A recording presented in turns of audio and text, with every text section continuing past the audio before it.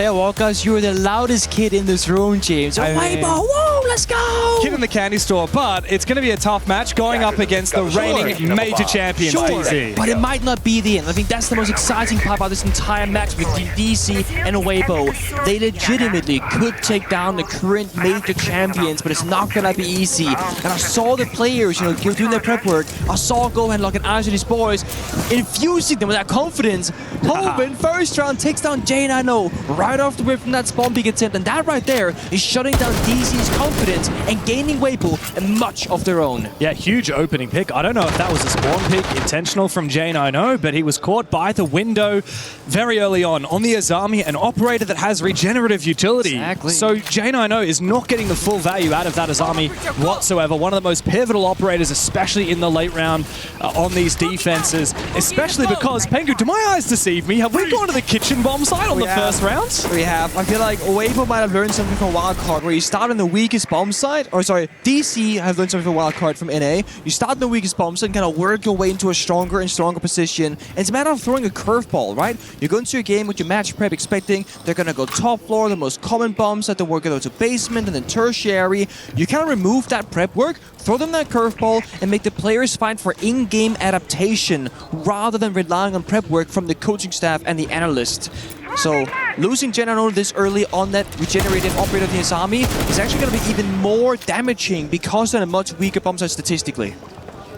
Yeah, but of course this bomb site, it is weaker in theory, but if you can bunker down and stay alive for as long as possible, it does become difficult. The attack can stall out. However, that hasn't happened so far. Weibo, while they are focusing on the vertical game, they've almost killed Faults, a lot of damage taken, and as you say, the Capitao fire is still there. However, Kino is on for a flank, spotted briefly. Weibo seem to be dotting all their I's and crossing all their T's. The only scary part is that if they can clear Faults with, that fire from Capitao, for example, the only real damage left on the board, by getting rid of those Womai magnets, that can literally win them the round. The Clash is the only stopping power for the plan to be successful. And then we saw Kino earlier try and go for a flank attempt, but that too was figured out by the drone work.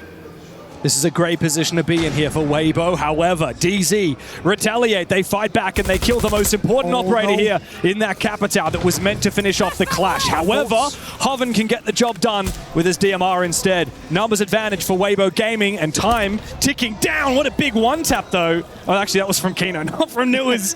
But Speakeasy going down does put Weibo back on the back foot. Issue is two attacks are outside the building, forced to jump in these windows. Not a favorable spot to be in, and last guy's gonna go for hash drop.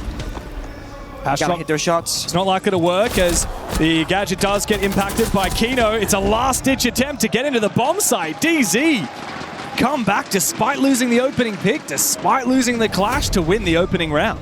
It's a classic, right? DC again, they always have a plan B, a plan C, a plan D. There's always these small moments to a round where they have different ways of playing it. And we saw early off, J9O spawn peak, that's going to be the win condition, right? Try and play the game of disruption. That gets shut down. Then they play False Clash passively by the bomb site. Then he dies eventually. And then it's a matter of understanding where the attacker is actually entering from. Have a guy watch the hatch from Soda Machine. Have a guy watch the window from the corner of the bomb site. Now we're locking out the attackers who are in very poor positions to take a fight in their favor, and they make a 3v3 actually go much more on their side despite being on a weaker bomb side. Yeah, no refrags there from Weibo of any of those pushes that came out from DZ, the retaliative peaks, and what's more, I think particularly losing the Sens gadget. Once that got impacted as it was tossed down, you just can't safely drop down that hatch. You can't aim down sights while falling down the hatch, and once you do land, there are feet holes in that wall, which means the defenders will see him, and he's just completely shut down. Very fast time to kill in this game. So yeah, can't afford to be holding on to a hope and a dream that you can just drop the hatch and make something happen. Not in this matter, not with that utility to support it. But I will say, that was a very successful attack from Weibo Gaming. They got all their steps accomplished, right? Top floor control, opening pick, verticality, deal with the Clash. They just didn't get to a proper bomb site execute. But they got into a position where they could go for an execute. And I think that actually is going to be a big win for them. Yes, it's a round loss, but they're starting off on the right side of a loss. They weren't like getting spawn peak continuously, couldn't breach the wall, so they couldn't get the vert done. They had the right operators, the right utility, the C4 tossed out. Either shot or sapped, either way, not successful. And this is what Iconic spoke about from the disc, right? When you're banning the different wall-denying operators, also hard breachers, you're gonna get this mini-game between the C4, the Bandit, the Tubra, the Maverick, and there's like 1,000 ways it can play out. For the attackers, Hobbin is playing the Maverick, trying to either open the wall, that was too risky, but he sapped off the Bandit battery. That now enables Gotzi on the Hibana to then get into a safer breach position with that ranged hard breach destruction, and now ensure the wall gets opened up. Again, we're 5v5. Exact prime position for Weibo. The big question is what happens in step number 2 when you start choosing where to attack. Is it going to be Catwalk Rafters? Is it going to be Aqua? Is it going to be servers? That's where most of this round will be defined if they can find those opening picks. Yeah, Weibo are playing it slow and steady, similar to what they did last round, but that does make me a little bit worried. A little bit predictable. As that, yeah, exactly. A bit predictable, which means that as that time starts to whittle down, once we've got 45, 30 seconds left and Weibo look for an execute, DZ, if they have the numbers, might be able to lash out. The critical thing here will be taking down J9, or even Kino, and Speakeasy counted on the Blackbeard. The gas and enough damage there to help out Kino. However, a backstab from Weibo finds a little bit more damage. DZ, however, win the exchange as Reaps enters the building. He has been spotted. Now, Bombsite is actually down in control, and that defuser still remains on the top floor. And again, DC, as I said, in front of one. They have a plan A, a plan B, and a plan C. When Kino said the action is happening top floor, NGR Newer started playing much more passive by the bombs and saying, if Kino falls, we still have a 2v2 on site. Or a 2v3 maybe, if it all goes wrong. Instead, they had numbers advantage until that very moment. Hobbin finds on NGR. Kino low on health, no gas in pocket, meaning that timer of 40 seconds, it's accurate. So there's actually plenty of time left on the clock here for Weibo to make the right moves, divert destruction, cover a couple angles. The big question is, do they leave an attacker above to watch down those holes, or do you stack together on the bomb side? Oh wow, jump straight inside to try and bait out any potential C4 or traps. The danger here for Weibo as they go for an execute is plant denial. And that could come laterally from above or below here for DZ. Kino at the same time and Newers together look to try and push on the same bomb site, on the same floor. Instead of playing the vertical game, they're out of position and they have been outhandled. Reaps from the vert will take down that final player from DZ and guarantee that planter's safety. It's a response very swift from Weibo Gaming. And again, so much confidence to their actions. They do go for the quote-unquote risky play of having one player above, one player below. It's risky because if that cover isn't perfect from Reaps in the verticality, the planter dies, round is over. But on the flip side, if you don't leave an attacker upstairs and a defender was to walk up that staircase, now it works against you. So it's a lose-lose situation. But they start planting, they get about halfway through, they get off the plant and they swing together. They try and force that 2v2 into a 2v1 on their side, and then the plant is much safer. So Weibo, in terms of fundamental skill and decision making, again, they're good 2 rounds in a row. Yeah, particularly from Kino there at the top of the blue stairs with the smoke. Just enough damage to get the down onto Speakeasy, combining the gas babe with the shotgun to the feet. Kino, a very prolific shield player. Despite and smoke player. Yeah, and a smoke player at that. Despite having his unfortunate moment with Monty a few years ago, which you rinsed him for. That's always going to haunt him, I guess. It will, but I think that really made him determined to nail how to play shields, and he's one of the best shield players in North America and the world as a result. But I could say the same for Speakeasy, arguably, top 3 shield player in APAC, and there are a lot of good shield players in APAC. Maybe top 2. Maybe it's Annie and him. I think so. It could be like that, actually. I think so. I also think, more importantly, it's not the shield player himself, but can the team play around the shield? And I will say CG, they are phenomenal at playing around the shield operator. I think Weibo, similar story. So while you have a good shield player in Speakeasy and Kino, DC and Weibo both understand how to support them, what they need to thrive in a round. And also how to counter them. That's what Kino was very good at last round. And that's what Fultz is leaning into. Second round out of the Clash pick, one of the best shield counters. That's a bait, right? They're trying to force the Clash ban, just to get that out of the way, then force the real playstyle after.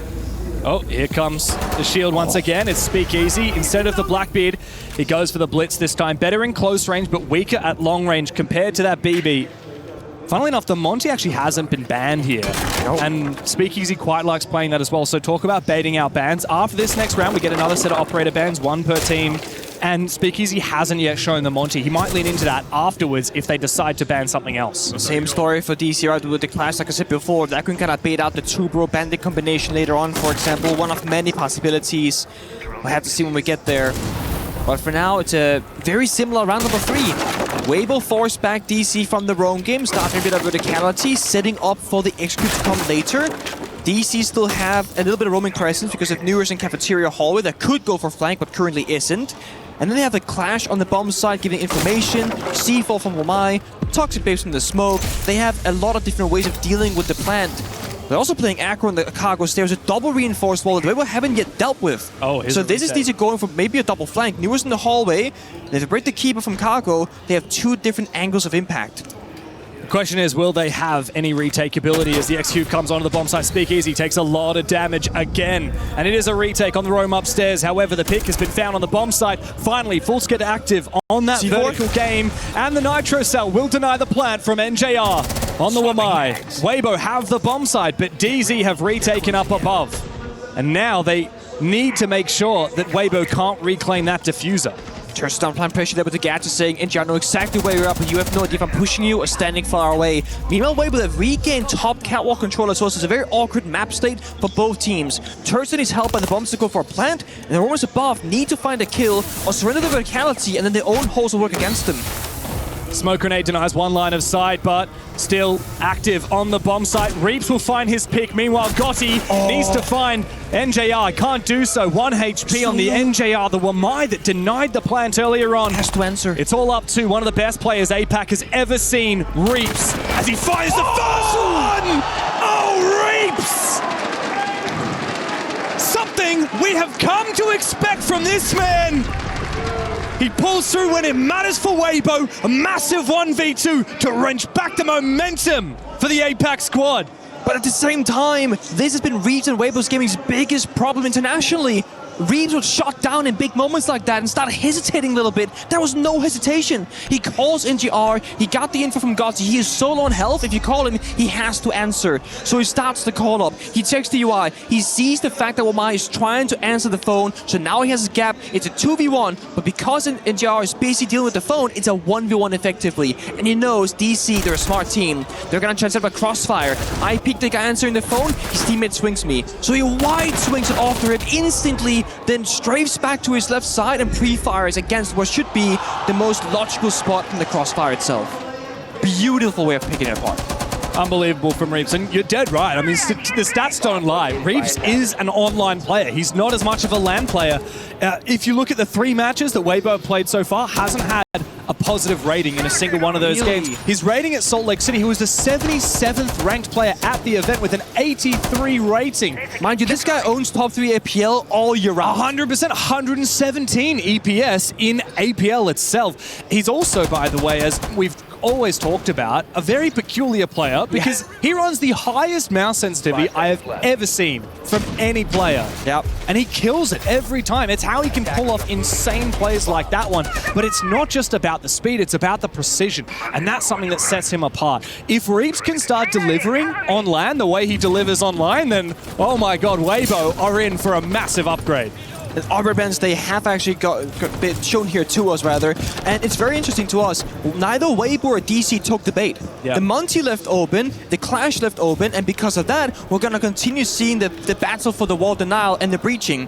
The fact that the DC bans the Maverick, Weibo expected to ban the Bandit, ensures they can actually get through those walls. Yeah, that's good. Had the Maverick been banned away and they banned the Clash, all of a sudden, 2-bro Bandit can lock you out from step 1. Reaps with clutch big last round, shut down by Jenna.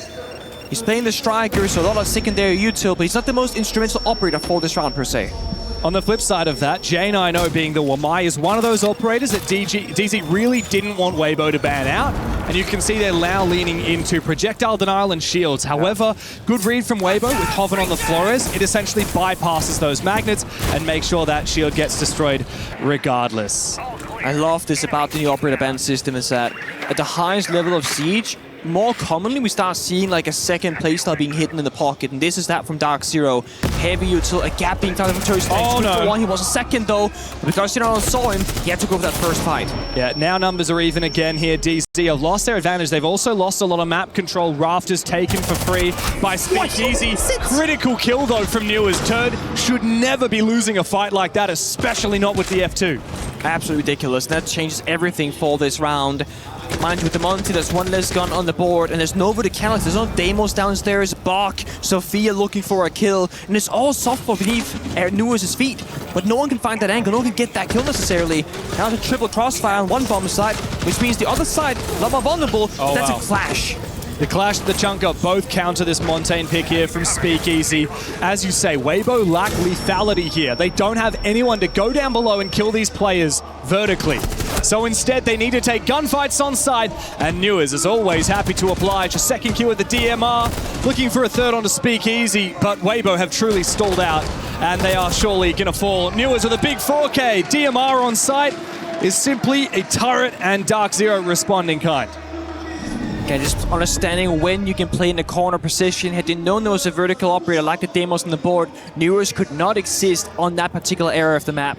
But they knew, guys, I'm counting the Flowers, the Striker's dead, there's a Munty, there's, Heartbreach or whatever. They don't have the tools to deal with us staying on these, what usually is unplayable positions. Yeah. Ironically, the two operators that probably could have been swapped out for a Vert operator, the Solid Snake and the Striker.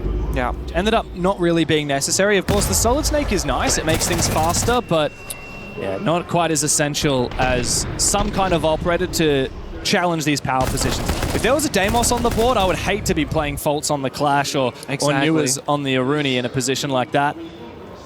I mean, obviously, Weibo didn't know exactly what DC were trying to attempt in that round until they started meeting them in the middle.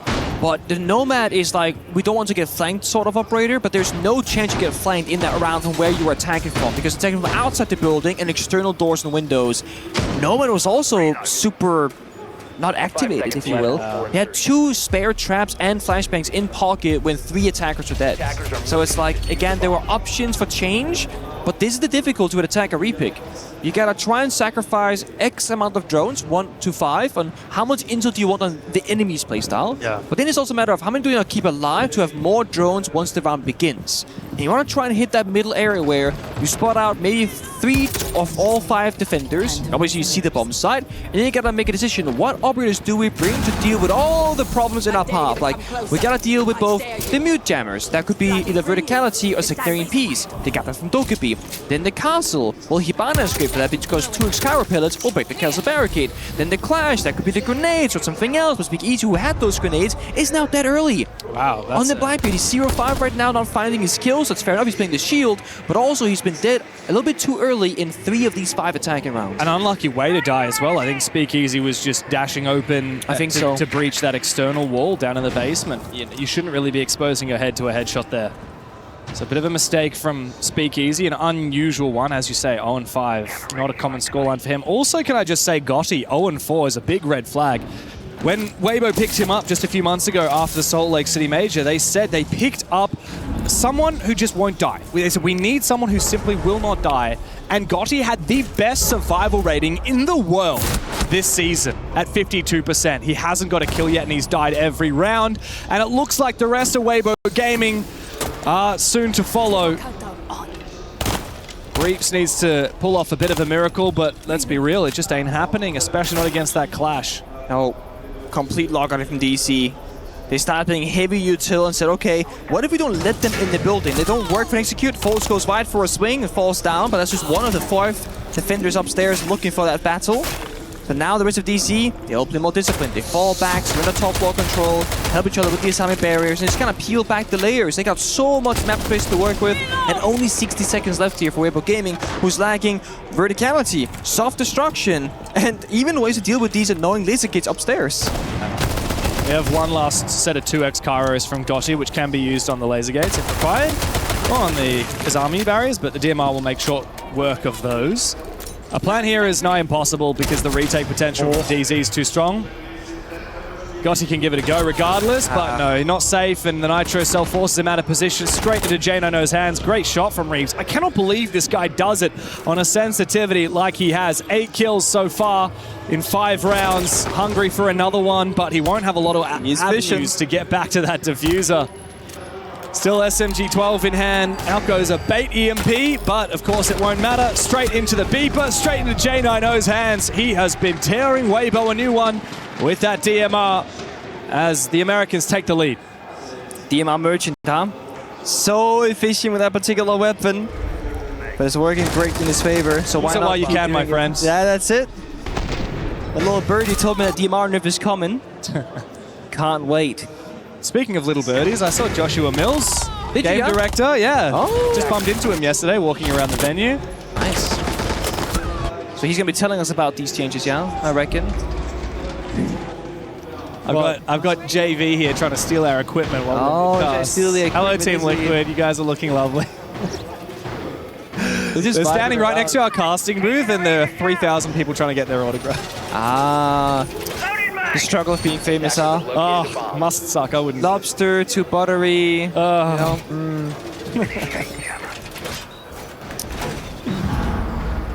Are we going really back to the tertiary bomb site? All right, maybe this is just the real deal from DZ.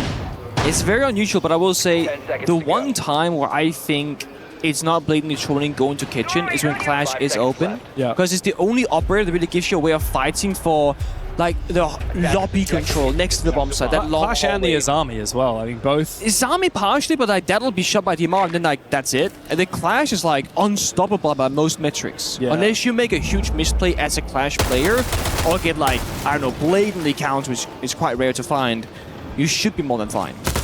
Like playing Capital Nomad, that's going to be your counter operators. Nomad makes sure that the Clash can't push into their faces, but ideally what you want to try and get is the Clash stuck in the corner, use the Capital Fire, and then just burn them. But as long as Clash recognizes that you're up against a Nomad and a Capital and positions accordingly, the Fire will do damage, but really rarely kill the Clash operator. We'll just move away. The thing with a bomb site like Kitchen is it really is a pocket pick. Yeah. And fool me once, shame on you. Fool me twice, shame on me. If Weibo lose this twice, that is a massive red flag, especially considering Nighthaven Labs was Weibo's map pick.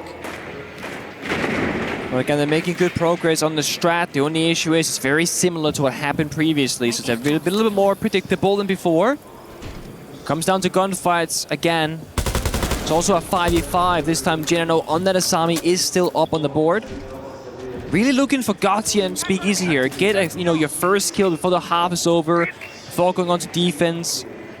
Because right now, you got the strong gadgetry, you got those strong pocket operators. When you go on defense, you're up against the Deimos, Dokkaebi, the Solid Snake, the Shield. It's not going to get any easier to find your first frag. And finding that first kill is going to be a huge way to gain back some of that lost confidence. Newer 6 better damage. Both fires spent extremely early. Oh, wow. While they're pushing the Clash up above. A lot of damage onto Falls on the Clash. Can they finish him off? Indeed, Speakeasy from behind, off the donut, and on for 2. As DZ feel the round slipping away from them to close up the half. Weibo are desperate to even the score. Huge gap. And that fire was spent very well. Smoke 2 was covering Speakeasy on the push downstairs, so they find, or rather create a gap out of thin air. And it catches DC by surprise. Predictable? No, they were not. They did exactly what they had to and threw them a curveball in response. But it's still those 2 defenders alive. Inside our kitchen is Jane. I know it's taking a lot of damage, but still staying alive. And sure he is. He can shut down that window jump in. He's in one of the few safe spots on the bomb site right now, but he won't be safe for long as he's lost his Kiba barrier, and a flashbang from up above is coming his way shortly from Gotti, who's still a little bit worried about that flank. This might enable the jump in here from Turd. Not yet. It's just the bees, and actually they're going for a plant. Hoven forcing that diffuser down. Cover of smoke, but it is next to a soft wall. If DZ knew about it, they might have been able to deny, but not to be the case. We're into a post plan. 3v5 on a nigh impossible retake for DarkZero. They got the Vert, they got the men advantages, and they got the better operators for this kind of post. And DC, they just gotta go for kills. They pop a Nomad and they get injured. Yeah, it's not gonna happen here. Low HP on J90, and New is trying to retake the hallway. Speakeasy, a 3rd kill on the round. Low HP, J90. It's a flawless cap on the half for Weibo Gaming to tie up the scoreboard. 1 round at a time. Just back and forth, and if you're thinking for DC's side, maybe not the best case to be, but for Weibo, you'll love having a close series. Very much so. Let's have a listen to what DZ are They're just thinking. clearing with the fucking Dokkaebi and the Snake the whole time. Bring the mute out off the extension. We get, honestly, even if we wanted to, we could even run that last scheme, just swap the go out for the mute to give a little more of a delay and swap some else onto the Goyo and put one on the water door, and that'll stop their quick water crank. It'll also make them actually drone and clear off the top, but we need to avoid kitchen. So if you're looking for that. Also, I'd avoid command too, quite frankly. I'd probably go supply and basement. Okay. First half. Like supply first, basement second, and on the basement second, just lean into the mute to counter the fucking Snake and the Doke they're using. Heard. Yeah. Heard. Outside of that, fellas, macro level here for the attack side. Just at the end of the rounds and like these 2v1s and shit like that, prioritize the aggressive option together. Like they caught us a couple times. You guys already know the rounds I'm talking about. We were kind of playing it back a little bit. The trade wasn't as fast as it could have been. One when there was that plant go down supply, we just double styled through. It would have been a 1v1 kill on that guy, and the other one was like the 2v1 on the guy in basement. So if we're in a similar situation on the attack side here, proud of the aggressive off, just go together and peek together and go kill. We're gonna have a bulletproof with the Goyo, okay, Goyo? Yeah. We're gonna have this. So every time they smoke, try to look the default cam, okay? If you see they are not coming from both sides, look the default cam, tranquilize the team so we can still hold on top. And remember, how they like to clear on top. They would like to split first floor. One coming from kitchen or lobby side, another one coming maybe storage, maybe vending window, another one fork, another one down garage. They like to do this play sometimes. And also, of course, the default map control, 2 guys on top and another 2 on first floor. Wow, a lot of interesting insight. This is the first time I've got the pleasure of having team comms, coach comms, in the halftime scheduled timeout. Yeah. But it was a little bit confusing hearing DZ because it sounded like they were talking about a defense half, even though they're now going into their attack. Maybe I was trying, but I was thinking like, is this from like before the game started where you know the plan was going into the first half? But no. But I feel like when we got to Gohan's side, it clicked a bit better for me, right? Because call out from DC's coaching staff said that ignore kitchen, for example. And Gohan goes, they always in the guy kitchen. So they did small adaptations, and I think call out was actually also talking about what they did previously when they were playing that heaven lab, so from their side, and what micro changes they could make for this second attempt, because Weibo will have prepped for that, of course.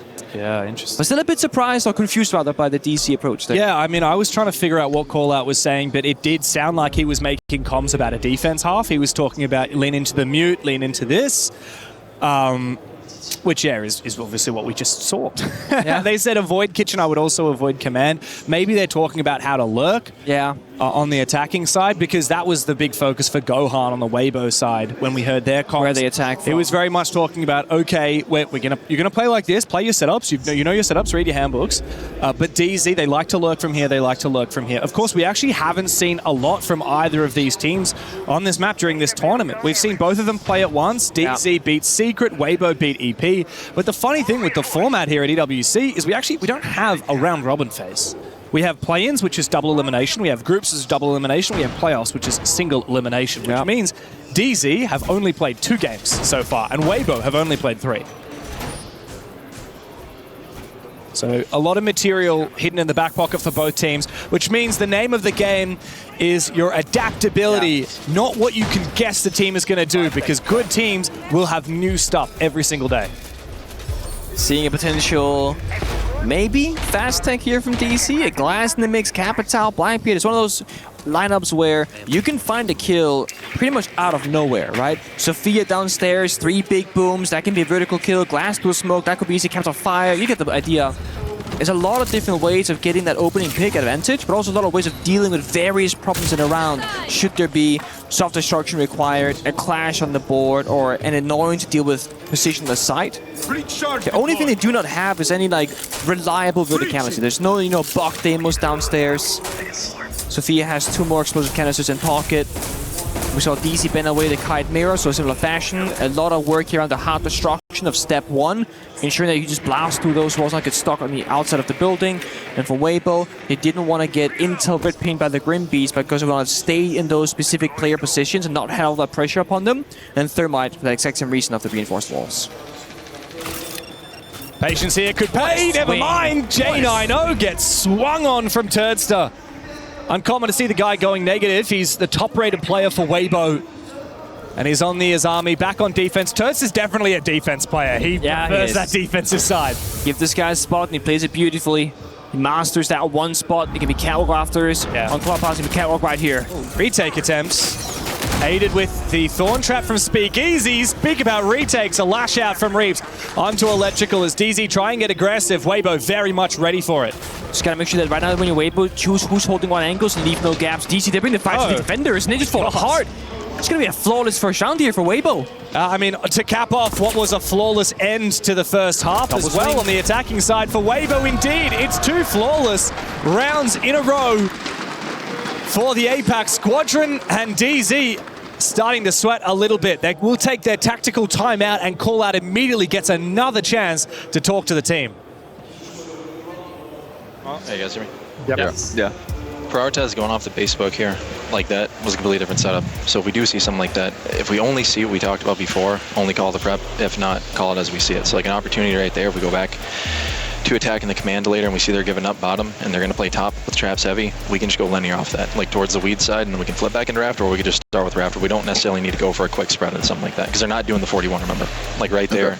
Correct me if I'm wrong, we said it was a 50. We only do that attack if it was a 41. Because we want to take the 5v4 in sight, correct? Heard. Yeah. Make sure we're reading that, fellas. Same thing, it's CAG game here. Don't get married to any one tag. Heard. As we see it. Or keep it simple, too. Even you get a little bit creative, be a little bit creative. Indecisive. Hand warmer? Sorry, Nick. What's wrong? Infamous for their cryptic comms call out saying there's a 41, there's a 50. They have code names for different strategies. Had an interesting podcast recently where Call Out and some of the boys were talking to Parker Intero on his podcast, and they have so many technical terms and so much prep, but really insightful there. Call Out said, guys, we got baited into what we had prepped for them, what we had voted them, what we expected them to do was not what they did. That is massive credit to Gohan and the Weibo Gaming side, because they're changing their setup. And so Call Out looked at Faults, the IGL most experienced player, former world champion from DZ, and said, okay, stop focusing on the prep, call it as you see it. Yeah. If you recognize the prep, you can do it, but if not, call it as you see it, right? It's one of those understanding that we're in the moment. These guys have actually done a little bit of depth to the strategy. For sure. Also mentioned the CAG game as well. Of course, it was a big surprise to see DarkZero go a map down to CAG in the qualifying game for this tournament. They're actually only 2 rounds away from being knocked into the lower bracket by another APAC team who eventually didn't make it to the playoffs. They lost 7-2 on lead, CAG, if you recall. That was a very dominant scoreboard against them. It's not common to see. I mean, they were very strong in NAL and, of course, extremely strong at the Salt Lake City Major. They only lost 2 maps throughout that entire event. Okay. Successful bandit trick. I like this, right? DC sends a soul player downstairs. See, can I get the wall for free? No, it gets zapped away. But because DC only sent that one attacker, all the other 4 members are still progressing the map, droning top floor, entering the building slowly, and continuing to gain some sort of map control. Or a lot of teams send 2-3 guys by the breach because, oh, it's gonna get open up, boys, right? Don't worry about it. You don't get it open, and now you're just wasting precious seconds. I mean, you say they're taking map control, but they're actually struggling to do so. Look at the extension here from Weibo. The Solus has done a phenomenal job. Even Hoven roaming on the first floor. DarkZero, a minute into the round, are only just hard breaching and entering into kitchen cafeteria, and they're about to walk into a crossfire again. This is the big moment. Tursta again in that position where you're playing for your life. Either you get a kill or you die. Jammer is also going to protect against the Blitz's flash in close range. Good kill from J90. Tursta cannot stand forever, but apparently he won't need to, because Gotti and Hoven together have done most of the dirty work. Hoven almost hitting 10 kills, and Gotti with a Nitro cell to take down the Blitz of Kino. It's Faults, the man who was meant to call the strat, now has to call a 1v3. Play it as you see it. They walk straight into trap once again. Such a good cross for them from Weibo, understanding who's peeking, who's playing that pillar spot from Turdstat, and they all get out alive. I say all, the 2 people did die, but people that were in those prime positions, the Gotti, the Turdstat, they got out. They were the ones that were supposed to die first, probably, in that strategy. There's a good C4 there. Now all they gotta do is play safe. Play by a jammer if need be, run away from the gadget. It's true, but you also have 2 shotguns here on Weibo, so they'll have to be careful not to take long range but this guy can't plant. 7 seconds of Faults, you got 3 members, a C4, a Solus, and if he goes down any of those staircases, nothing is stopping Turst to anybody else from like retaking the top floor control and use the vert against him. Yeah. You're damn right. I think the big thing here is Turster on the Solus. He's got the best gun, he's also got the gadget to call where Faults is pushing from and where Faults decides to plant. The only win condition here for the attack for Faults is just if he can find a free pick here or there, or if Weibo make a mistake. Huge mistake that would have to be. Mute Jammer jams out the death mark. Exactly. They use that one Jammer probably by the bomb side. They just rotate players on top of that location. 20 seconds, chunk of a plant. Again, C4 and plug with Speak Easy, and 3 minutes I can swing you. And they're not getting baited. And they take the kill as well. Big from Turdstar. Bigger round from Hoven though. On the Goyo, on that roam. It's a perfect roaming setup. Every player from Weibo complementing each other, and a second round in a row where DarkZero have no idea how to attack. They've had 2 kills in the last 3 rounds.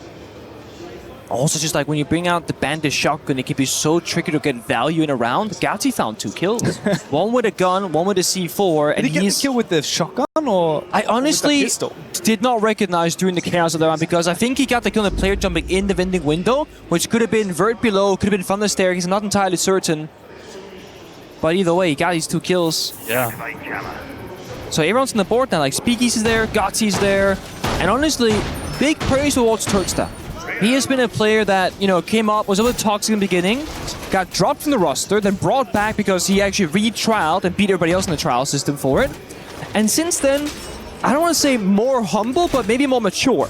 I think definitely Turd needed a coach who would demand his respect, right? And Gohan, he's like 6'5". Demands your He's respect. huge. Even before he opens his mouth, he's actually a very kind man and a very well-spoken, softly spoken man, very smiley, very gentle, but you can tell he's a no bullcrap kind of guy. Yeah. Like he's gonna whip you into shape, and if you mess around, he's gonna tell you, okay, that's enough.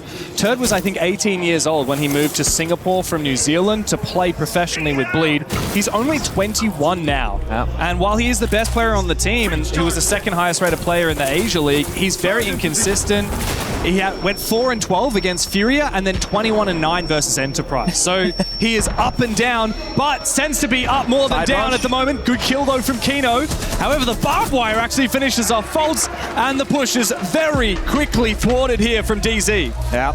There's no second go at this because there's no second should go for that same kind of push. So you go elsewhere, met by Castle Barricades, denying you an injury path forward. So Weibo get a bit of breathing room. Communicate, okay, guys, how are we going to play out this round? Do we still hold on to top floor control? Well, yes, 3 people, only leaving Reaps downstairs by the side. Spare Razor Bloom pocket for information. And it's going to be very comfortable by side. I think the Barbed Wire also still alive for the window jump in, so he has so many different tools to work around. For DC, it's once again playing for an opening pick somewhere, hoping Weibo will make a mistake. But no one is swinging. No one's having an ego going, oh, I'm bored, I'm going to go for a peek. No, they understand. If they do nothing, time will be on their side. DC, they have to make the first move. And there are Castle Barricades on all the important doors. DZ are great at calling win conditions when it's in a 5v5. Very difficult to do once your main push has failed. And the Lion will telegraph that DZ are looking for something, as will that nade to destroy that castle barricade. When does Turd go for the swing? Does he time it with his teammates? He's currently holding a very narrow angle, hoping that he can swing off of Speakeasy's contact. It's a really good crossfire established. Again, no ego there from any of the players in Weibo Gaming. They would peak that in the past, but not now. They are locked in. They're playing this as seriously as they possibly could. And DC, they're starved of options. Could this be an early map point for Weibo? DZ are not looking too confident here. And finally, the swing comes through from Turd. It's goodbye to Newers. J90 and NJR, 2 versus 4. And again, they're just fishing for a pick. J90 knows there's somebody above him, but I don't think he's going to be gifted a chance. NJR, however, is. And Gotti to fall, that's a big player to take down. No more smoke available. And a second kill comes out as well for NJR on that top floor. Bombsite is down below, but the pressure vertically is now alleviated. They're looking for Turd up the aqua stairs for a flank. They want to get the kill, but now he can just run away. And he's got the case, 20 seconds. Turd knows he can just fall back. There's no way NJR gets back to site and finds that kit with it. He's going to have to go for both kills. And Turd should know about it. What a shot, though! 1v1! But he's up against Reaps, who's 12-4. At the moment, he doesn't have the defuse. He's going to have to push for the kill. He doesn't know where Turd is. He goes for the kill onto Reaps. Close-up range, but Reaps withstands. Balls of steel, he will wait, and there is no shot for NJR to clutch. It is map point for Weibo. So disciplined, so decisive. And again, they're not falling apart in those critical moments. Crossfire established, and then Turd makes a huge decision that saves the round again. When both his teammates around him top floor, they fall apart by getting picked off guard. Well, he recognizes, oh my god, I'm getting pushed from Catwalk and from Aqua Staircase. I gotta pick a fight. He turns towards Aqua, gets the kill, runs away. NGR, heroic effort in like an impossible position. But this is Weibo making good play after good play, more so than DC making inaccurate or bad plays. They've had the wrong read, the side rush, 50-50. You get in, you get the kills, you win the round, you get in, you die, you probably lose it. They're willing to play that risky game despite being down 3-5. Maybe trying to catch Weibo by surprise, but not to be. They have been so ready for all the attacking pushes thus far. 3 map point opportunities here for Weibo. Reaps is having a hell of a life game as well. I mean, even just the skill required to hold on in a moment like that, never underestimate it. Reaps, I feel like this is a big moment for him in the tournament where he shows that he can have a big performance on LAN as well. He's not just an online fiend, right? A map like this is certainly a good part of that conversation. This is his best performance of the tournament so far. I mean, you look back, his EPS in stage 1, like I said before, 117 against Fury at 96, against EP 91, against Virtus.pro 100. He hasn't had a standout performance as of yet, unlike DarkZero who went 140, Hoven or Gotti who went 120 and above. This is a big moment for Reaps and a big moment for Weibo to go 1-0 up in the series. All they need is one more round. And it's all about holding on to that, right? If Reaps can show up right here in map number 1, that is half the story. We need him to be consistently showing up also in map number 2, map number 3 if you have to go there. Because you cannot write off DC too early in a BO3. But you also cannot get ahead of yourself and saying, if Reaps drops 12 kills here on the first map, he'll do so in the second, because that has been the problem, consistency. DC, they are one of the most consistent teams with the system that they have in order and how they play the game.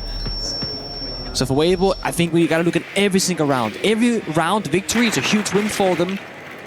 But the job is not done just because you're up on Nighthaven Labs. They're looking to get it done in 7-3 fashion. They got Speakeasy on the Clash to stop any of those pushes. DC are onto a more, let's say, consistent operator lineup. It's not going to be about the 3-2-1 fast push with the Glass, the Blackbeard. It's going to be about utility, picking apart the setup. And they're also playing into a much more default defense, I would say, from Weibo Gaming. They're going to be having fights in the more predictable spots, in more usual circumstances. And really the only thing DC are kind of lacking here is verticality. Yes, they have Sophia that can use a gadget downstairs for a singular kill, but imagine you had a Bocker Deimos for this round, right? There's no mute on the board, and they're all standing on the soft floor. NJR trying to hold the flank. His air jabs will help him on out. That was actually the trap thrown out by Reaps, who finds the kill. Was he not full HP? Onto NJR, 100-0 so quickly. Wow. This is not a good look for DZ, who haven't won a single round on the attacking side as of yet. If that trend continues here, I mean, it's done and dusted. We go to Lair. Incredible start. There's that Sophia. Shoots out all the primary gadgets. So now, again, no value from beneath. It's all lateral push right now. It's all in front of you. But you're up against the Goyo Fire, the Clash Electrification, the Baba, the Asami Keeper Barriers. This is going to favor Weibo heavily. DC got to hit some gnarly shots. Brute Force opening somewhere on the map. And honestly, right now, I don't see any gaps. Yeah, but there is a chance here to take down Speakeasy using the fire there from the Capitao. However, he manages to find a spot where the floor is not lava. Fault needs to find kills here, making his way forward. But Weibo are not giving up anything. Reaps finds his 14th as Kino finally finds a gap for DZ. But it is not enough to find a way into the bomb site. No more util remaining except one flash in pocket for Kino, and he's gone down! Gotti to find the double, and Weibo Gaming to take the first map handily. Indomitable on defense. The APAC squad is one map away from their first ever semi-final. Celebrations, handshakes, hugs here from Weibo's side, but as we always say, the job is not done. I think Gohan's gonna walk in and say, guys, good job, one more map, let's do that again. But this proves the level at which Weibo can play when they're at their very best. And it proves that this game, which people go, easy DC victory, not so easy after all. Maintain that pressure, because I feel like as a player, a lot of the time, the closer you get to the win, the further it actually feels, because we just start to think about it more and more. So being able to detach from that and go for it again, it's going to be very big for Weibo here. Playing with house money because no one expects you to get past DZ. Now you're at the door of getting past DZ. Do you start to think about it too much? Now you're like, we're here. Wait a second. That's the question here. Looking at DZ2, looking very calm, look like they had a good reset going to this map. I'm expecting a lot closer one here. Picks and bans here to kick off map 2. I like the Solid Snake ban. I think it's been so useful on Lair to clear out so many positions. You get a lot of intel just from outside of the building with that radius. So it's a strong one, especially to remove against such an aggressive team. Capitao too, going to help the top mez extension, especially too if they want to bring the Clash for the chest extension too. Yeah, it's going to be just shutting down a little bit of the clear potential in the hard zone spots. Look to see some more Sophia Deimos come out for that. Best of 3 on the line here in Paris. DarkZero. Wow, expectations so high for this team, but staring defeat right down the barrel if they cannot get this map win. It's Weibo Gaming now with the pressure to close it out. We'll see what happens as we send it back over to Dev and Pinku. Thank you, Reindeer. Yes, we will indeed. DarkZero have everything to lose here. As one of the tournament favorites, they need to step up on their map pick of Lair. But look, Pengu, in the last 6 months, DZ have only lost this map a single time out of the last 7 plays. However, that was against little old APAC in CAG, and it was a dominant 7-2 loss just 5 days ago. They haven't played it at the tournament outside of that result, however, have been very good locally within North America. I wonder if Weibo have been studying that DZ versus CAG map and picked up a few tricks. And you said it best, right? They play this map a fair bit in North America, but going back to Callout's timeout that we saw in Nighthaven is the unusualness of Weibo that catch them off guard, right? Oh, they didn't do the prep work. They didn't know what we expected from them, and I think, honestly, when you look at APAC, that's always been the story. Yes, they tend to play a bit more simple in the server. Yes, they have maybe a little less prep work, but now we have imported coaches. We have Gohan behind the players. They got much more layers to them. Absolutely. I think you said it, Weibo play weird. Well, if you're not used to playing in the APAC region, then yeah, you might think so. I think that a lot of teams get so familiar with how their region likes to play that they underestimate other regions. Now, there's a reason why Wildcard chose not to pick Weibo. Wildcard had a choice between picking Weibo and Furia, and they wanted to play Furia. Yeah, Furia over Weibo. So DZ may be getting a little bit more than they bargained for. Well, Wildcard said, now those guys, they play weird, man. We don't want to get into that. We don't want to play that. We don't want to get in the mix of that. It's just an unknown entity the entire way through. I like if NGR, though, swung out early, exchanged bullets with the glass. So him and Hoven are equal on the health bars. If there's anything going for DZ here, it's that they're back on the defensive side. Funnily enough, Weibo chose to start on attack here on Lair, but DZ have been a lot more comfortable on their defense. However, this could be a cracking way to start the attack here for Weibo if they do land the 3 big booms with that Zoth. The first boom to land is actually on Gotti, however, as Speakeasy takes a hell of a lot of damage as well. Big Nitro from Faults. Sophia downstairs is quite nice, but if she's like wasting time looking for that red ping to come through, you're not going to get a lot of value. But Reap's simple solution. Demo strike, get the ping, shoot straight through the floor, get that kill. That's NGR. There is still Kino on the smoke, popping a bait, falling on back. Could even reinforce as well, but it's too busy with the verticality downstairs, so that rotation will stay open for Speakeasy to utilize later on. Nero's low on health, Hob and Speakeasy low on health. They're giving up ground. They're actually just giving the entire of Arc 6 room over to Weibo. Well, this is risky though, Pengu. This will have to be a retake. Speakeasy could be in a plant position in just a few moments. He's about to be. Track comes through, punch the desk, and there's 1C4 impacts in pocket though. He's already low on HP. There needs to be a retake here to push Hoven off of his position. Otherwise, he will be able to prevent that flank. Hoven doesn't matter as Weibo again fire up on their attacking side. And look at this, there's time remaining. They don't have to rush. It's up to Newers and Kino to try and cook something up, but it's not happening. The bait again and again as Hoven with low HP. Newers does find him. Speakeasy in the 1v1. This has been such a big round for Weibo right up until the 1v2. A much-needed clutch up for Newers to stem the bleeding from DarkZero. Such a hard spot to be in there if you're hard, right? You're 1 HP outside the window. If you jump into this barbed wire or a trap or a person waiting for you, you're as good as dead. So he's staying on the exterior of the building until that final moment in the 1 versus 2 where he had no other option. But Newers, great job, pushed forward, isolated gunfights, found the first, then it's just a matter of taking down the Blackbeard, which is again 1 HP because that C4 early on to Speakeasy did all the damage required in that round. A lot of good moments though again from Weibo. It's not a round loss where they fall apart early, it's a round loss where they do really good job early on. Problem solved on the fly, adapted, got into a plant position, and had it not been a trade between Kino and Turtsta to get into that 1v2, the coverage would have been perfect. So we're talking tiny details of adjustment here for Weibo. Whereas for DC, gotta dig a little bit deeper probably in towards the problems. We saw it on Nighthaven Labs. Thankfully for DC, they find the first round, and the problems of the past won't chase them right at the heels, not yet at least. 5 seconds to go. Still, there's one thing to win a round in a clutch, another thing to win a round because you played it convincingly. And I have to admit, a round win. In 3 rounds from now, you won't recall what happened that first one. Sure, but a lot of the micro went wrong there for DZ. Weibo have a lot of bite on their attacks. Don't forget, remember the start of last map? It was very similar. Yes. DZ won a lot of rounds off of small moments. Now, Weibo Gaming lost a 7-0 earlier in the tournament to Virtus.pro and came back to win the next 2 maps. I talked to Gohan after the game, and he said, I was very happy after we lost that 7-0. We had an embarrassing result, but we knew exactly what went wrong in all these minor details. We knew exactly what to fix for the next 2 maps. And I think we've seen that in a few of these rounds where Weibo have let it slip. I hope that DZ are thinking the same, because especially on their attacking side, too much has been going wrong. Turdstar Fuse LMG. Hovin playing the Nook, creeping around. Speakeasy on the Monty. Spiker said it, they play weird. Yeah, how do you prep for this? I'm not sure you do. A Clash Shield. Well, that means that Nook sneaking around, no longer effective. They'll be watching out for that. New is looking for a backstep as well. Here's each other. Question is, do you want this fight if you're Hovin? Because the Clash will close in. You gotta get out of there. And he will jump out the window. Don't want to get 2v1'd. Yeah. Progress elsewhere is okay, but Speakeasy tanked the C4 earlier, I believe, from Newers, which means his health bar is not looking too great. Has to really respect Kino now with the Toxic Babes. And you can see DZ continue pulling on back. They're happy to give up this map control again and look for a retake later in the round.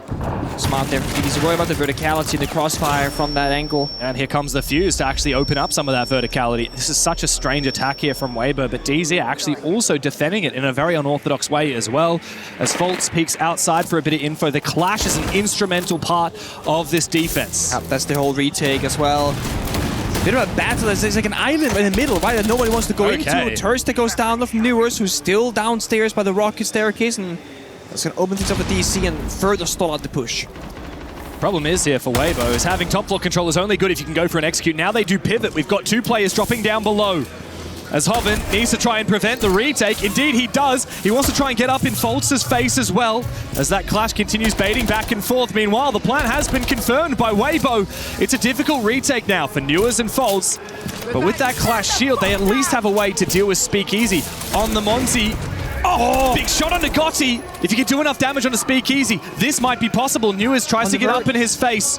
It's Reaps up on the vert above that needs to have a big impact. Speakeasy's taken down. It could even become a 1v3 if the revive can happen here. Indeed it will. But there's not a lot of time on the clock here for DZ. Reaps just has to prevent that counter defuse from coming out. And a shotgun kill up close from J90. Big retake from DarkZero. A little bit of a blunder there from Weibo, though they're stressing that injure on the staircase where, guys, you have the 3 versus 2 effectively. Leave the guy injured, fall back, play the verticality. They're chasing for that kill confirmation. You can just have Monty extending inside the bomb side, where Reeves watching from above from the vert, and you can fish for a couple of kills.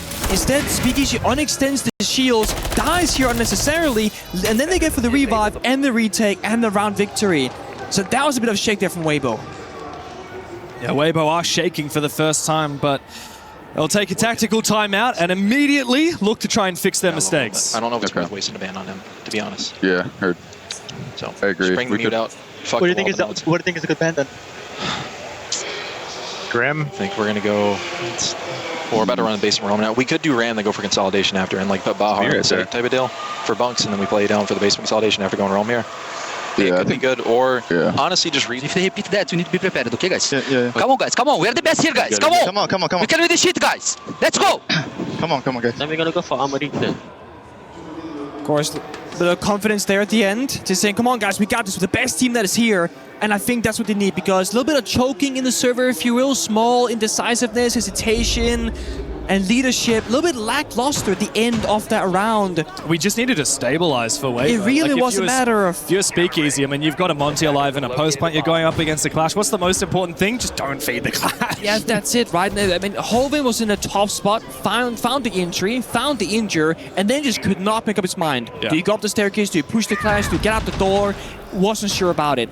But that's not really the issue. Hovin did his job. He got the 1-for-1 trade, but peeking from outside the window, trying to fight back against the Clash after, it's like, that's unnecessary. And like I said earlier, I mean, literally the one reason why they got Gotti instead of Ape is Weibo just wanted someone who simply wouldn't die. And I said this stat on the first map, but I'll say it again. The best survival rate in the world in Stage 1 at 52% of rounds survived. And he's also the top 6 at EWC with 41%, despite already losing 2 maps. You have other players who have played on teams that haven't even lost a map yet. Yeah. And Gotti is still in the top 6. And yet today, he's really struggled. First map, I wasn't very impressed. Second map, 1 and 2 so far. It's very uncharacteristic out of Gotti.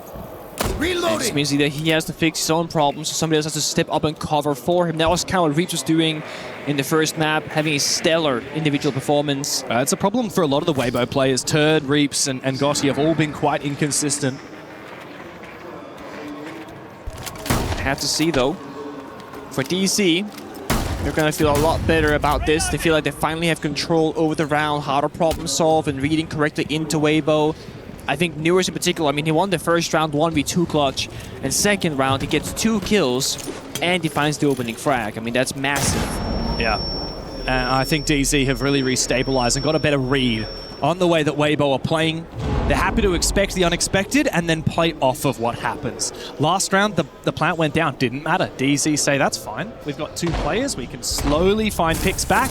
And another opening kill. Guess who it's onto? Yep. Gotti is dropping the ball. This is very uncharacteristic out of the Korean. And DC also defending this in very unusual fashion. They're almost not even playing by the side itself. Instead, they're highly prioritizing holding top floor.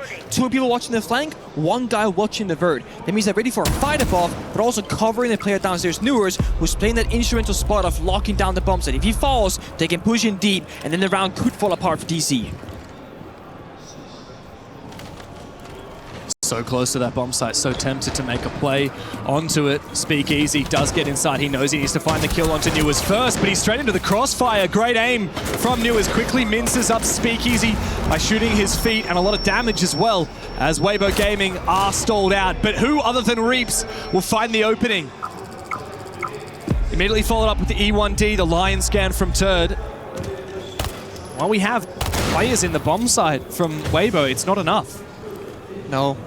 With the shield being dead, who's going to make that push? I mean, you look how unsure Weibo are about the player locations. Know where Newers is, but not about anybody else. The vertical control is too powerful there, and Newers on the bomb site does eventually go down to Turd 1v3 as he can grab that defuse. Never mind, he can't, because Foltz is watching it from up above. The most convincing round we have yet for DarkZero as they go 3 straight on defense. Weibo have burned their tactical timeout and found nothing for it. A little bit too linear. A little bit too simplistic, but even when it's simple, it gets complicated. Because you had a sole player, Speakeasy in the Blackbeard, pushing Newers, sprinting, feet exposed, gets shut down by Newers immediately, no follow-up, no trade, and also he had the diffuser. So they lose everything with 1 member dying, plus they lost Gotti early. Operator bans, Obai and Deimos. I'm all for it. Again, Weibo, got to deal with so much utility. Maya's gone, makes life easier. DC, worried about the verticality and information gathering lethality off that vert. Speakeasy. Bit of tilt because Speakeasy now 2 rounds in a row has made a couple of errors. Yeah, he keeps dying on the shields just by exposing his feet. Perhaps he's not used to playing against players that are so quick and unfearing of those shields, and because it's a skill issue, right? Like, you have to quickly flick down to the feet, land enough damage to try and get the down. And with the TCSG, that time to kill, time to injure by the feet, It's a few shots. It's 2 to 3 bullets depending on how much damage you've taken outside of that, and Speakeasy perhaps not used to players being so quick to land that. 3 rounds in a row, DarkZero have found the opening kill, 3 rounds in a row, and they have looked better every single round as it goes. Remember that first round, that atop onto the top floor. Yeah. Weibo looks poised to win it. It was a clutch from Newers. Second round in, plant down, looking Weibo favored, and DZ retake. Third round was the first time that DZ looked well and truly in control. And now they've flipped the way they're going to win, right? Now they're going to play Chubero, Bandit, and then playing Goyu and Smoke. All about the clocks, burning down the timer. I think also recognizing that Weibo are going to slow down the game right now because they're dying early, they're making mistakes, they're like getting caught off guard. So if you expect them to play slower, you're playing time denial, you're double dipping. Yeah, this is good read from DZ. You're also forcing them into like problem solving at, I want to say, like at the highest level. I think the dance around the bandit batteries and the hard reaching is such a beautiful way of playing the game. And right now in the attack and lineup, who's supposed to go downstairs and deal with NGR? I mean, everyone has a primary weapon, but there's no operator right now where like, oh, we're gonna deal with the bandit. That's because NGR was hiding in server room the entire drone phase. Yeah. Weibo probably don't even know that bandit existed until the round started. And one of the best counters to that bandit is the Deimos that DZ banned. The Deimos that, I mean, Sophia below would be good, IQ. Very but true. Yes. Any vertical operator. We've even seen Weibo recently rocking the Buck as well. A bit of an old school way to do the vertical. course, home with the bailiff second a shotgun could become that Vert operator, but again, he's fighting Barely. against maybe a roamer. They don't know because again, Demo's tracking. They don't have Solid Snake available. The Vert is there. He sees it and feels the pressure. But if you don't get those bandit batteries off the wall, the Heart Breacher cannot do breaching. That means that you have people in wasted positions not helping each other progress the round, and you're not getting further. Then you start feeling pressured and stressed in the server, and you start brute forcing a play, getting impatient, and maybe getting caught off guard again. Yeah. And as we saw on the face cams earlier, a little bit of tilt from Weibo. Very early in the game to get tilted, I must admit. So they've got to make sure they keep their mental in check and continue working through the checklist in this round, because as you said, the win condition here for DZ is the clock, and they've already burned 2 of the 3 minutes. And they haven't done the hard breaching. Turns is AFK the entire round watching a flank. Hobbin look up the Vert. Now they're getting gassed up on the main staircase. I mean, what exactly is the win condition? They're going to have to flip the attack for the 3rd time. There's not enough time left for that. 55 seconds, and only 2 people, now 3, have even entered the building.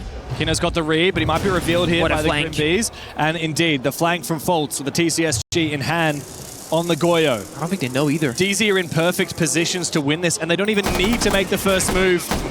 Turd, an unusual miss from him as Faults are able to get away safely. Kino as well contesting with the shotgun in close range, hungry for more. Gets taken down, but Turd is also on the floor. Reaped finally the timing wrenches over the numbers advantage here for Weibo, but the time is of the essence. DZ still maintain the map.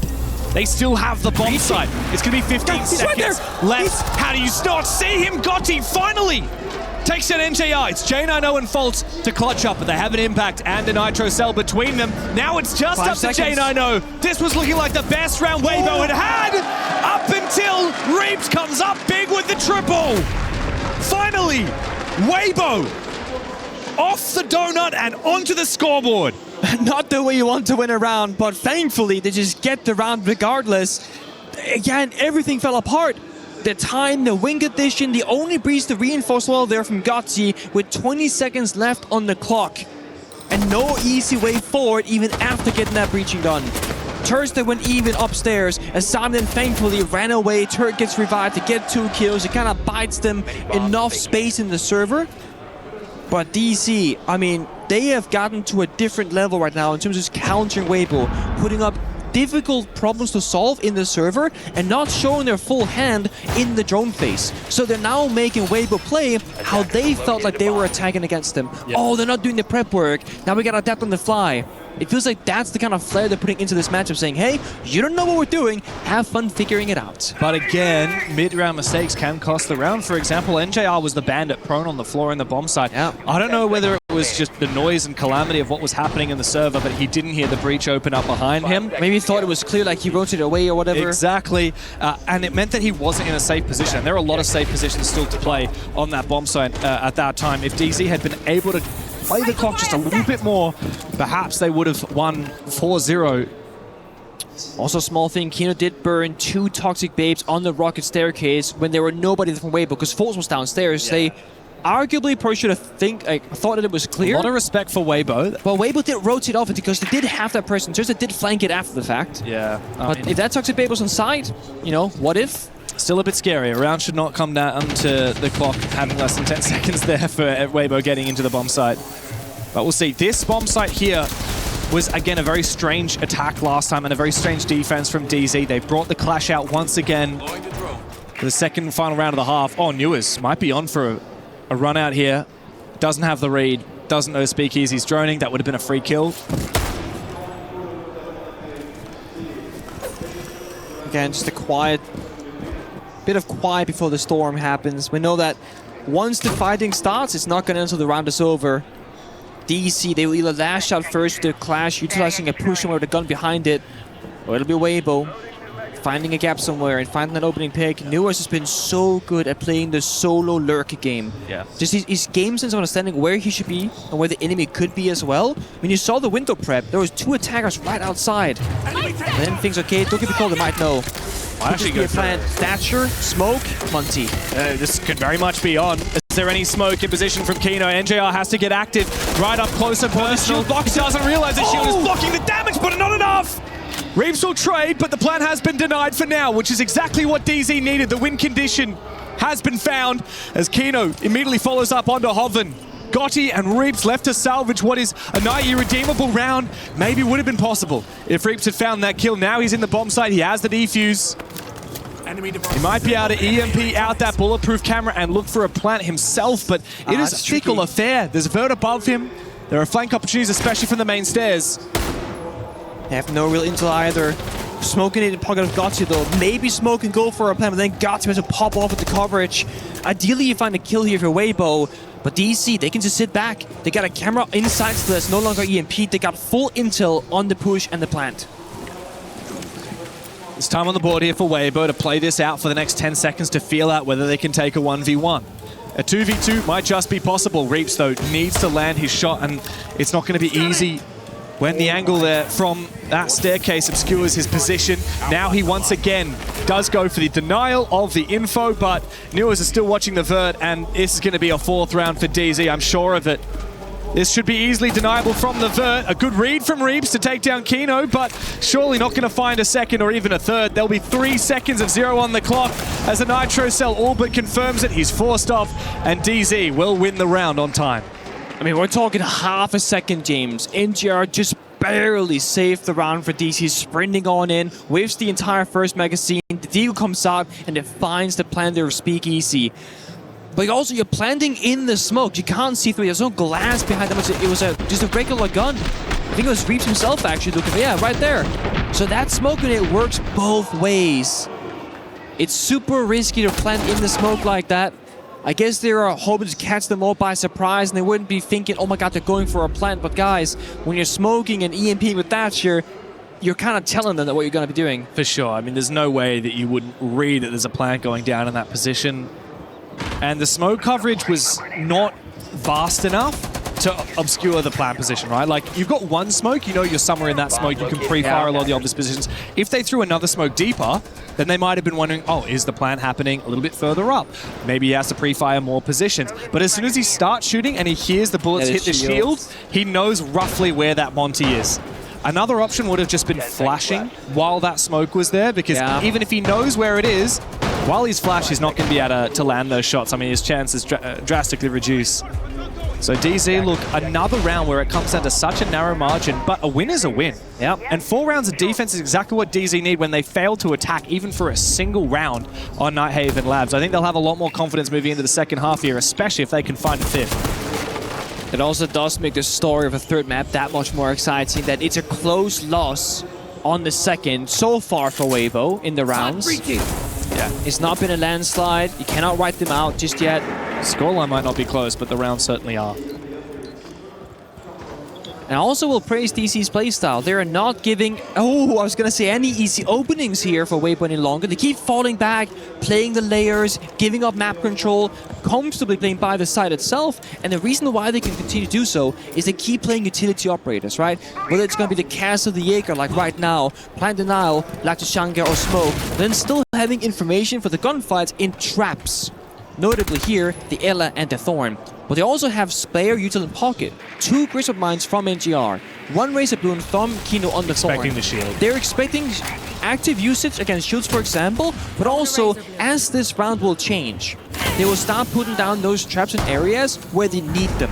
So for a specific staircase, a specific door, when they surrender the flank watch, for example. So when a gun can no longer watch the angle, Grisma goes out, now you're watching the angle for me. I tell you what though, Speakeasy here is running primary shotgun on the sledge, which means that once he creates the Vert, he's going to be fighting Kino, and he will have the HP advantage in a shotgun v shotgun battle, which he should realistically win. But it is Kino. That guy believes he's a bit more in shotguns than anybody else. It's a bit more lethal, does a bit more damage on range, shoots a bit faster. That's the Kino special. He's going to be the playmaker, stock and toxin behind a shield, stock all the way deep in the corner. Very unusual location, but it counters the Vert. There is a frag grenade in pocket of Speakeasy, so if there's no ADSs, he could die relatively easily. But if he has a bit of coverage from that Jaeger device, that could be everything. Oh, never mind. Speakeasy goes down. Yeah, I don't think they knew that Newers was holding this position deep inside. Reaps has snuck into the bomb site, takes a little bit of damage. They know where he is. This is Hoven. Reaps, though, does finally jump inside, take matters into his own hands and take down Newers. He's now deep into the bomb site, but Fultz with it a chunker will finish off Hoven. Defuse still remains on Gotti. Weibo have 30 seconds to get into the bomb site and look for a plant position. They are deep, but they have to go for the peaks and the cover there. The crossfire. As the flank comes through from J90, DZ maintain dominance on their defensive side, is turned up against the world, and he can't even find the first.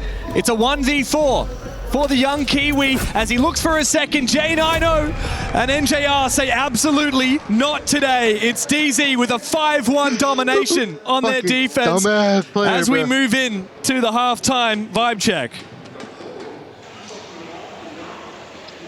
All right, real quick, we're doing the base package here. A couple things I need to recap though for us. Bulker, for whatever reason you want to go for a trophy side OPK, remember the protocol in case they have like the Cade / like tube extension. We actually put you on that window. You bounce the nade off the top to get rid of that tube if we want to open that wall up early. Make sure we're doing that. If we want to do that for whatever reason. We're actually putting you on the window. Don't play it from deep off that. And then Jack, obviously, you're going to be holding for his fucking rocket run down on that. Other things to note here, fellas.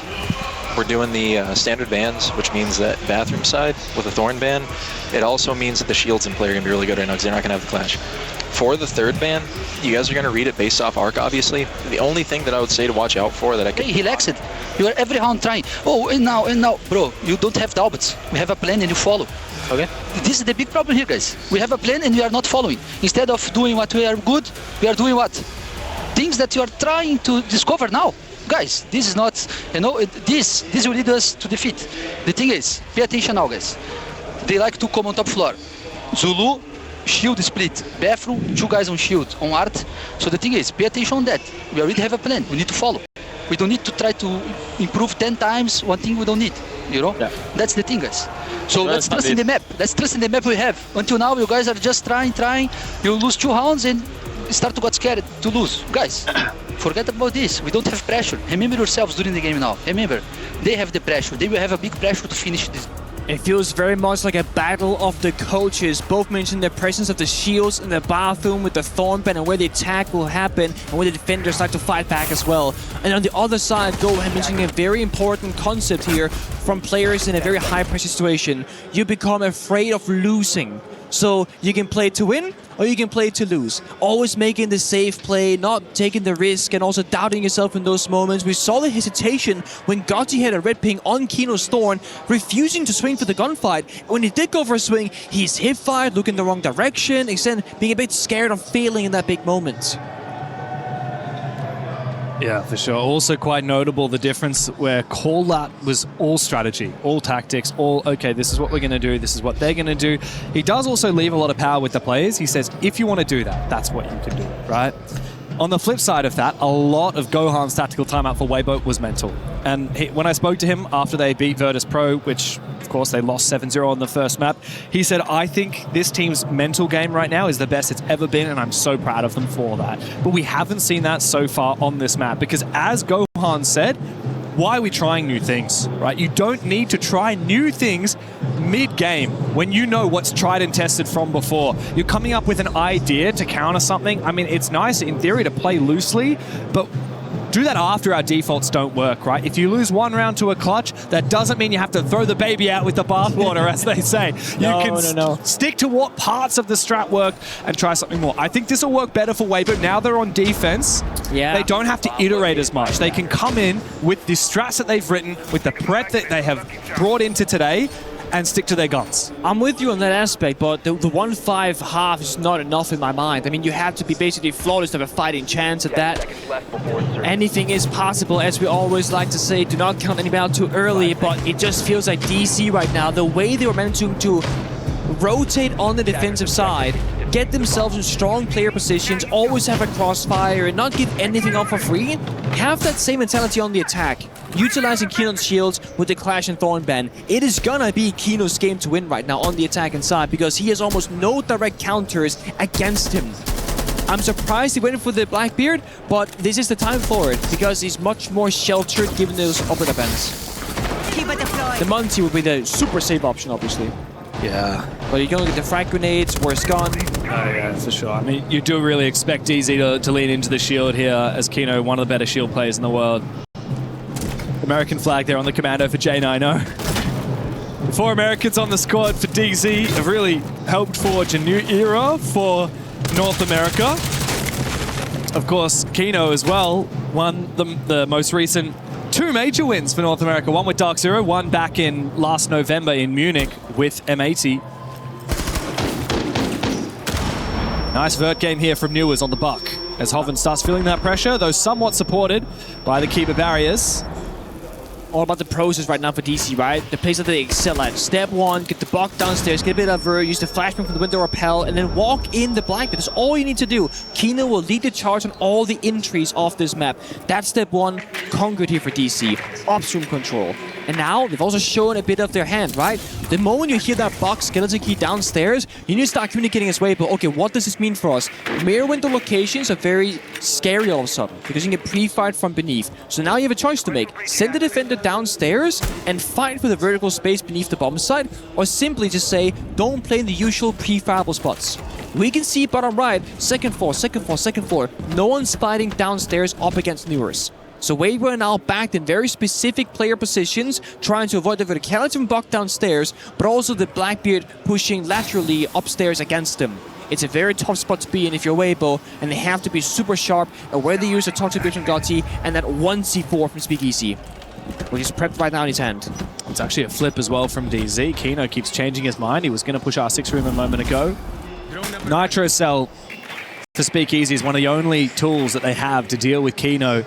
And 2 impacts from Reaps. He doesn't have any other Grismots left in pocket as the drone sneaks onto the bomb site. Speaking of sneaking, look at Turd. He actually has made his way downstairs, eager for a flank onto Newers, who's looking to push main at the moment. DZ continue changing their mind. That's a very early blow of the Nitro Cell from Speakeasy. Yet to find a kill in this game as Reaps is feeling that pressure, but Kino walks into the crossfire as Speakeasy finds one before he's traded on back. DZ are falling, but now J-No-No knows exactly where Reaps is. Doesn't matter, he still wins the fight regardless. DZ get their teeth into the bomb site, but cannot bite down. Very good job there from Weibo again, almost doing what DC did against them. Again, playing the right locations with a good crossfire so no one swing in, isolated. And this also going back to my previous point, I was surprised about the Blackbeard. Mungie will walk all over that setup because there's no way to die, really. Blackbeard does have that slight vulnerability. The Griswold Mine, the Soul C4, and the crossfire angles is a lot more effective against the shield. That's not the Mungie. And Kino did struggle a little bit. He gets in, but he's in the crossfire like I mentioned before. They get the intel, but not the follow-up. It's going to be a slow and steady grind. But mind you, if you're Weibo, there's more to play for than just the comeback on this map. There is a possibility of a third of Clubhouse. And right now the goal is also just getting settled into the series. Going like down 1-7 on the second map, and now you play Clubhouse, doesn't feel very good. Not a lot of confidence in the mind of the players. If you go, 3 rounds straight here for defense, you lose 7-5, for example, it feels a lot better. Guys, small issues, not a big deal. That clutch, that round change, not with OT, like, you can start almost like gaslighting yourself in a way, but in a positive manner, saying that was a super close game. Because the scoreline easily shows it. It's a lot harder as a player to lose 1-7 and go, I know all the mistakes we did, they were super minor, you shouldn't lose 1-7. Yeah. Look, if we do get to Clubhouse, it's going to be a very curious one because DZ play a hell of a lot of that map. They played it 8 times in the last 6 months. Weibo on the flip side, they've only played it thrice in the last 6 months. One of which was a 7-0, so not a lot of info from that. One was an 8-6 over VP, very close. DZ also went 7-8 against FaZe on that map. If you push FaZe that close, oh my god, that was a nuke. Bro's got an arm. He threw that from way off the pitch. Faults thankfully doesn't die, but he was probably a bit confused. How did I just take 40 damage? Hoven sticking around. Again, you want to min-max how many drones you can find. There's 3 reasons for falling back on an extension. You kill enough drones, you burn enough time, or you get enough kills. You reach any of those criteria, you can fall back happily. Shotgun be not shotgun. Gotti, of course, successful against Newers. Though could be off the board. A huge operator later in this round. And with that kill, you get that checklist. Guys, 5v4, fall back to side. Keep numbers up. Reaps finds another. They're not done fighting just yet. No, they're not. Still a player all the way on the top floor is Toad as well. DZ have so much work to do, and we still have time delay. For Weibo Gaming, there's a Vulcan canister which can now be popped. A little bit of an unfortunate angle. Reaps has also gone for a flank on the ground floor, and he's not the only roamer as well. Gotti and Turd still remain NJR and Kino have a mountain to climb. And I don't expect them to be able to take more than the first few steps. See, this is the issue. When the Monty becomes one of the last attackers alive and not in the entry battle, you're not really able to play around the shield. So General falling early, Nua's falling early, trying to go for the gap finding. It's almost like a contradiction to the playstyle. Of course, you can try and go for both, whatever works. Wow. Kino finds Gotti. Again, he plays the smoke, he plays the shields, he knows what the weaknesses are in that setup. But he has to find a few more than just that. The Nara Laser, Goyo Fire, and the Illa Griswold Mines. He is fighting the whole world and the whole server and dies on using his Heartbreed gadget on that wall. All up to NJR, 1v4. As most of the players have made their way back to site, Turd still on the very top floor. A little bit of an ill-advised peek from Reaps. You can afford to have one player do that. Do not feed him, 20 seconds. One more flash in pocket. Here comes the vert from Turd. And the round for Weibo. It's a second defense back-to-back. 3 more to match DarkZero's scoreboard. Just gonna see DC get on a aligned game plan here on the attacking side. Are you gonna heavily play the Monty or loosely play the Monty? Because this right here, if Nuance gets the kill, insane value, right? Almost like round defining. But on the flip side, if he dies, it's the same story. It's super high risk with super high reward. But when you got the Monty, it is the most stable, consistent, and safe operator in the game on the attacking side. So it feels a bit like you're trying to do too much there in the server. But DC, when you're leading with 3-4 rounds, whatever, in the half, you can afford to try and play a bit risky. See if it works. If you get shot down, now you switch it. The only other issue here is that if Weibo wins this upcoming defense, you get operator bans into the mix. You ban the Monty, all of a sudden that combo changes. Now we're looking at 5-4, still favoring DC, but with the Monty being gone. And yes, they've invested, a ban into the Thorn and the Clash to enable the Blades, the Fuse, the Blackbeard in case of a Monty ban. But still, it is going to make your life just a little bit more challenging and also force you to change your playstyle if you're DarkZero. It's funny seeing that Gotti has now found the last 2 opening kills in a row, but also has 2 opening deaths to his name as well. Very unusual. Like I said, this guy usually plays on the back line. I wonder if something is changing for Weibo with the roles a little bit, where they're happy to put Gotti in a bit more of an aggressive position, but it's strange to see. It's working sometimes, it's not working other times. There was one game in the tournament so far where Gotti had an unbelievable showing. It was against Furia, their first match of the tournament, 136 EPS. I think he dropped 10 plus kills. Very unusual to see Gotti, the man to have that kind of an impact here on the front line for Weibo. But now on the defense, they're tested yet again. It's a different bomb site and a new day of the week for Weibo Gaming. DZ look to try and attack the tertiary bomb site. Again, all about the Monty. First in the building, guns following after. You get a constant string of information. Kino goes somewhere, you follow him. Now, when you are doing that playstyle, you gotta be very mindful of one thing in particular, the verticality. All this floor beneath them is soft. Having a player or a drone downstairs, just kind of checking in. Is there a C4 downstairs? Is there a person roaming? Well, Speakeasy says, I'm here. Takes down False in the Thermite. You have 2 C4s in pocket, 1 upstairs and 1 beneath. Plus, of course, the Solace. So DC gotta play both floors at the same time. Oh, Griswold does lead Kino to take a lot of damage. No more in pocket here for Gotti. I think the right move here is to fall on back. Peel back the layers of this defense. Weibo still have such a fortified position. And the Monty does leverage an opportunity here for DZ. Time to lash out for Reaps. Good kill onto NJR. Kino still needs to have an impact with that Monty. Needs to enable Newers and Geno to find kills. What are we doing? Going for a bait peek. Trying to go for the cheeky little play, but it doesn't work out whatsoever. The duo of Speakeasy and Gotti happy to counter up that shield. It's Newers in a 1v5 as every single round that passes looks better for Weibo on their defense. 2 straight as DZ are yet to find an attacking round in this series at all. It's a 3rd flawless round in this match for Weibo Gaming. Such good position again. Weibo taking the fights in the correct areas. Crossfire downstairs. The verticality being utilized correctly. Kino trying the multi-take, but when down in numbers, not enough guns to support him behind, it's not a favorable fight to take. So DC, a bit of a struggle there in the attacks. I'm curious if we do see that Monty ban, or Weibo deem that it's not actually a big problem for them because they've been great at countering it. On the flip side, what would you ban for the defense? Could be the Goyo, could be Intel, could be Wamai, could be Smoke as well. DarkZero immediately take their tactical timeout. Yeah, if they don't report them out. All right, Bulker, on Master side, push the Jones here. If they're extended out trophy, I want to do that like old school rush that we do, where we open up the fucking exterior breach, and then because they're probably going to compare the wall now, and then we go in with the Sens and the Thatcher on that. If they are not extended out, they're consolidated back. Let's take the hard reach, get Bond the vertical option, establish pressure on trophy side, and make sure we have redundancy of hard reach for the supply side as well, and then we can either look to a catalyzed tank or through supply off that. So it's kind of if or they're extended on that. If site's bunks right here, we're going to look for one of the top cranks, preferably tank side, just due to the fact that we banned the Thorn, or we can look for the site rush, like straight in on. And then basement, I don't think they're going to roam like that again.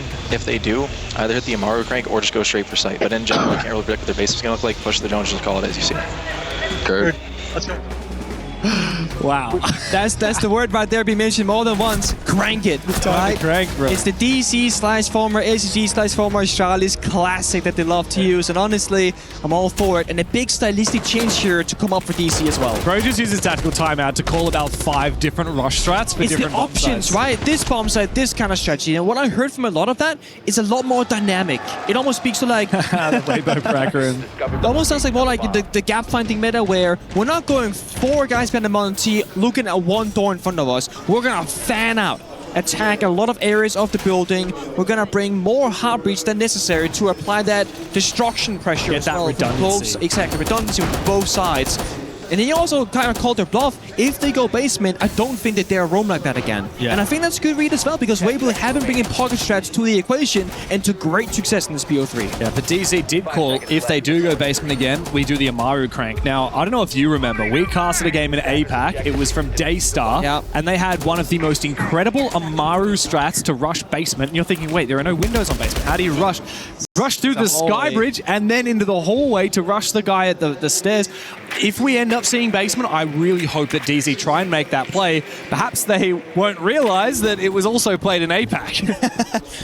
That's the thing. DC will know NAL quite well, but it's not common to watch every game for every region all the time. That clip did go gangbusters on Twitter, so it did actually do numbers. Hopefully for call out, they have seen that strat and they will realize Weibo definitely will be aware of it. Could also be a different crank entirely. We'll have to wait to find out. Hopefully they bring it out though, because I do love me a good Amaru round. Oh yeah, me too. Just for the surprise factor. For now though, he mentioned the Sens also. That's being brought out.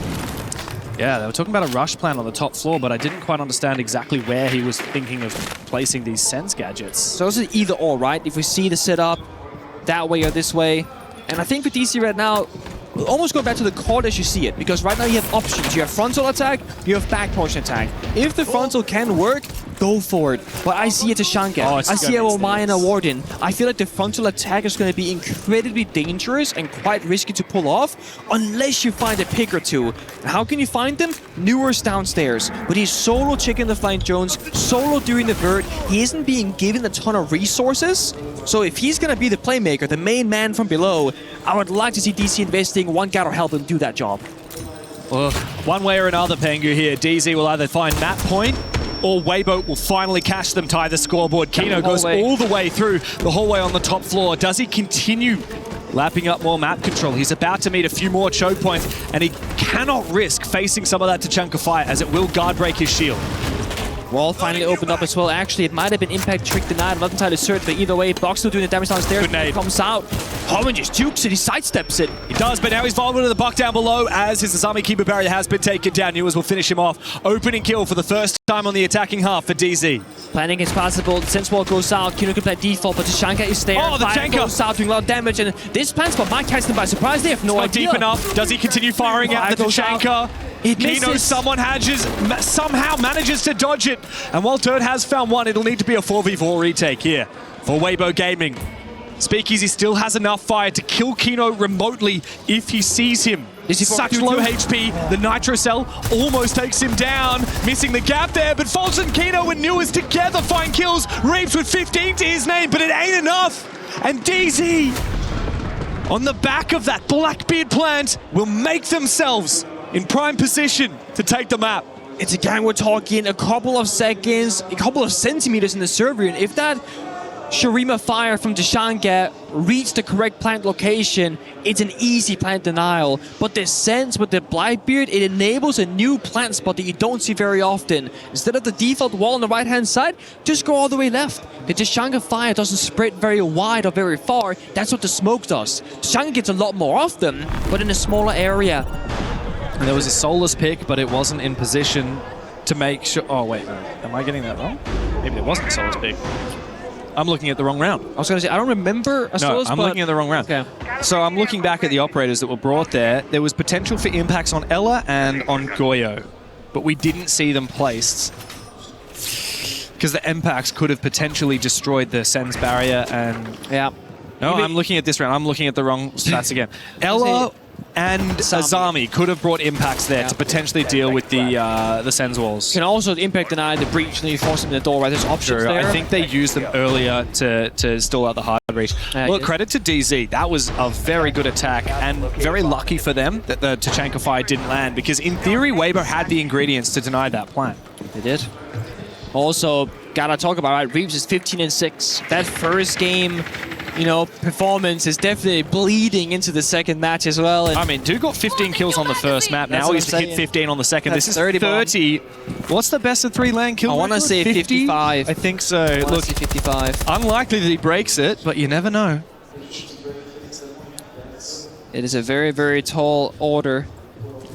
Again, the record, is that the best of 5 I'm thinking of? It feels like... Let me double check. I can double check. We'll double check it in a second. I looked at it recently, but BO3, BO5, LAN online, there's a whole different... I made a new channel in my Discord server called Records. Yeah, and I sent you the graphics. Best of 3 is 50 on LAN. KZ and Dan have tied it. And best of 3 55. Online is Citizen and Ambi have tied it. Okay. And then best of 5 is Gunner with 63. Oh, 60? Okay. But yeah, in a BO350, I mean, he's only 20 away from it. Anything's possible.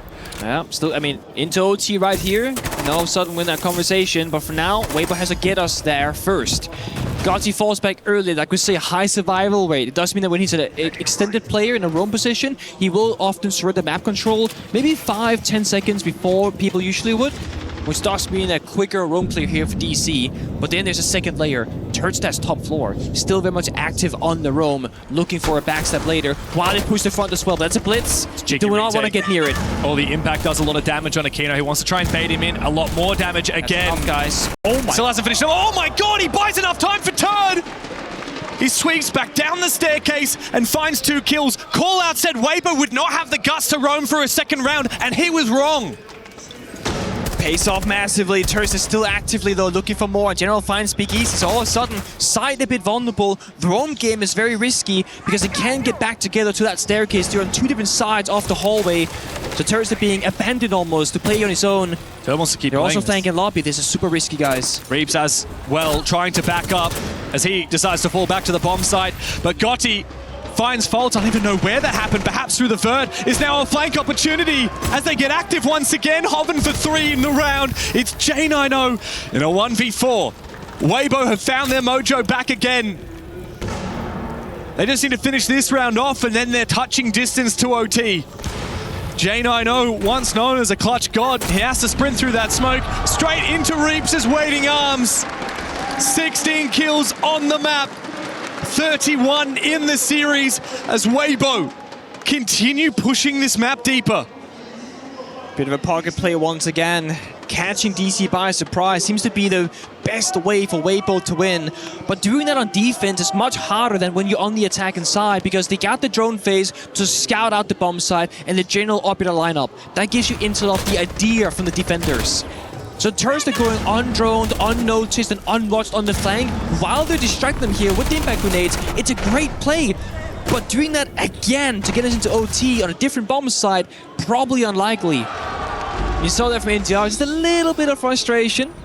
The round was looking so good, and that's because there was a thing that they were missing. That thing was Turd. And the hide and the bandit. DZ did the same thing. Yeah. You're changing the win con because you're going to sprint to the building, just pop the hard breach on the wall, boom, they get sapped. There's and layers then you go, okay, we spent one or two Selma charges or can openers, and now we got to go upstairs, do verdict setter. Oh, but that's what the rumors are. Okay, plan B, what's that going to be? And that takes 20 seconds of conversation. So just by bringing the bandit and hiding it, that gives you something. And they're not scared of the shields. We saw it last round, contesting with impact grenades. Now we have impacts on Reaps, who also, side note, can spot that blitz while he's holding his shield at a distance, as it is an electronic gadget. They've also got 3 nitro shells plus 2 Grishmots in pocket for Turdstar. That is so much ammo to deal tick damage to Kino. On the other side, though, the line with the blitz, with the glass, backup smokes here on Capitao as well. They can do so much damage in the blink of an eye. Wherever they would like to go. For now, it's about establishing a foothold in the building. Lion Scan comes out, they're attacking top of a bathroom, like I spoke of earlier. Last chance to get it done in regulation here for DZ, but they find quickly a first trade. And a second kill. All right, hold your horses here. Hang on! C4! Hoven with a double C4 out of nowhere. Weibo Gaming have the advantage all of a sudden. And whatever the plan was to cook up here with the Glaz seems to have been stalled. It seems to have been thwarted. The defuse is being held by Turdstar. But DZ have 2 players not too far from each other, ready to try and execute. On to Speakeasy and Turd onto that top floor. Tusting distance back to back. These 2 Weibo players look to hold on. An awkward spot. The hatch is soft but not opened up. And Speakeasy has to rotate on over and open it himself, makes a lot of noise, and they get caught just running away from the fight. So I think right now we're gonna battle it 2 people v2 upstairs and have a backup safety and Hoven playing by the bomb side. But there's so much time. Mid in 30 seconds, DZ can just slowly inch forward, make a bit of sound, force a bit of movement. I think if Turdstar and Speakeasy stay absolutely still, they will not know. But NGR, he's heard something. He's heard something indeed. They need to try and isolate kills one at a time. NJR does so. Turd falls back. He doesn't push for the refrag. He needs to win his 1v1. Full HP for him, but low are both NJR and Newers. He still misses his shots. From the 2v3 now into the 2v1, it comes down to Hoven, who kicked off this round for Weibo with a double C4 kill. Now he needs a double kill to close it.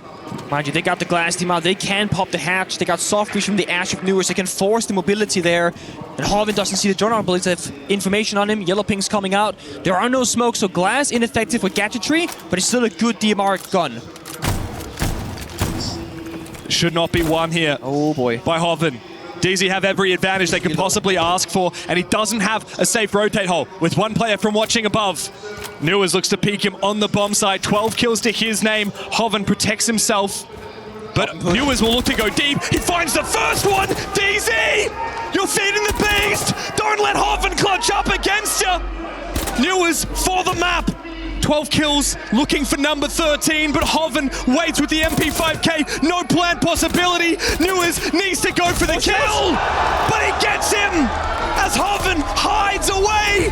Slings back into his shell. He brings out the shotgun to no avail, and DarkZero are done pulling their punches. They dig deep on map 2 and send us the distance to Clubhouse. Heartbreaking into the second map, and to make matters worse, had that shotgun come into action, he had no shells left. Remember, he made it rotate, he spent all 3 bullets, he would have... On Weibo trying to do something they've never done before, make it to a semi-final here at an international R6 event. 1 map, Clubhouse, will decide both of these teams' fates as the picks and bans show up here. I think we're going to see a similar story, right? Solid Snake has been abused again and again on those master windows on the top of Clubhouse to get all of the top floor information just from those windows on the other side, removing wall denial. Iconic, so far in the defense, it's quite obvious.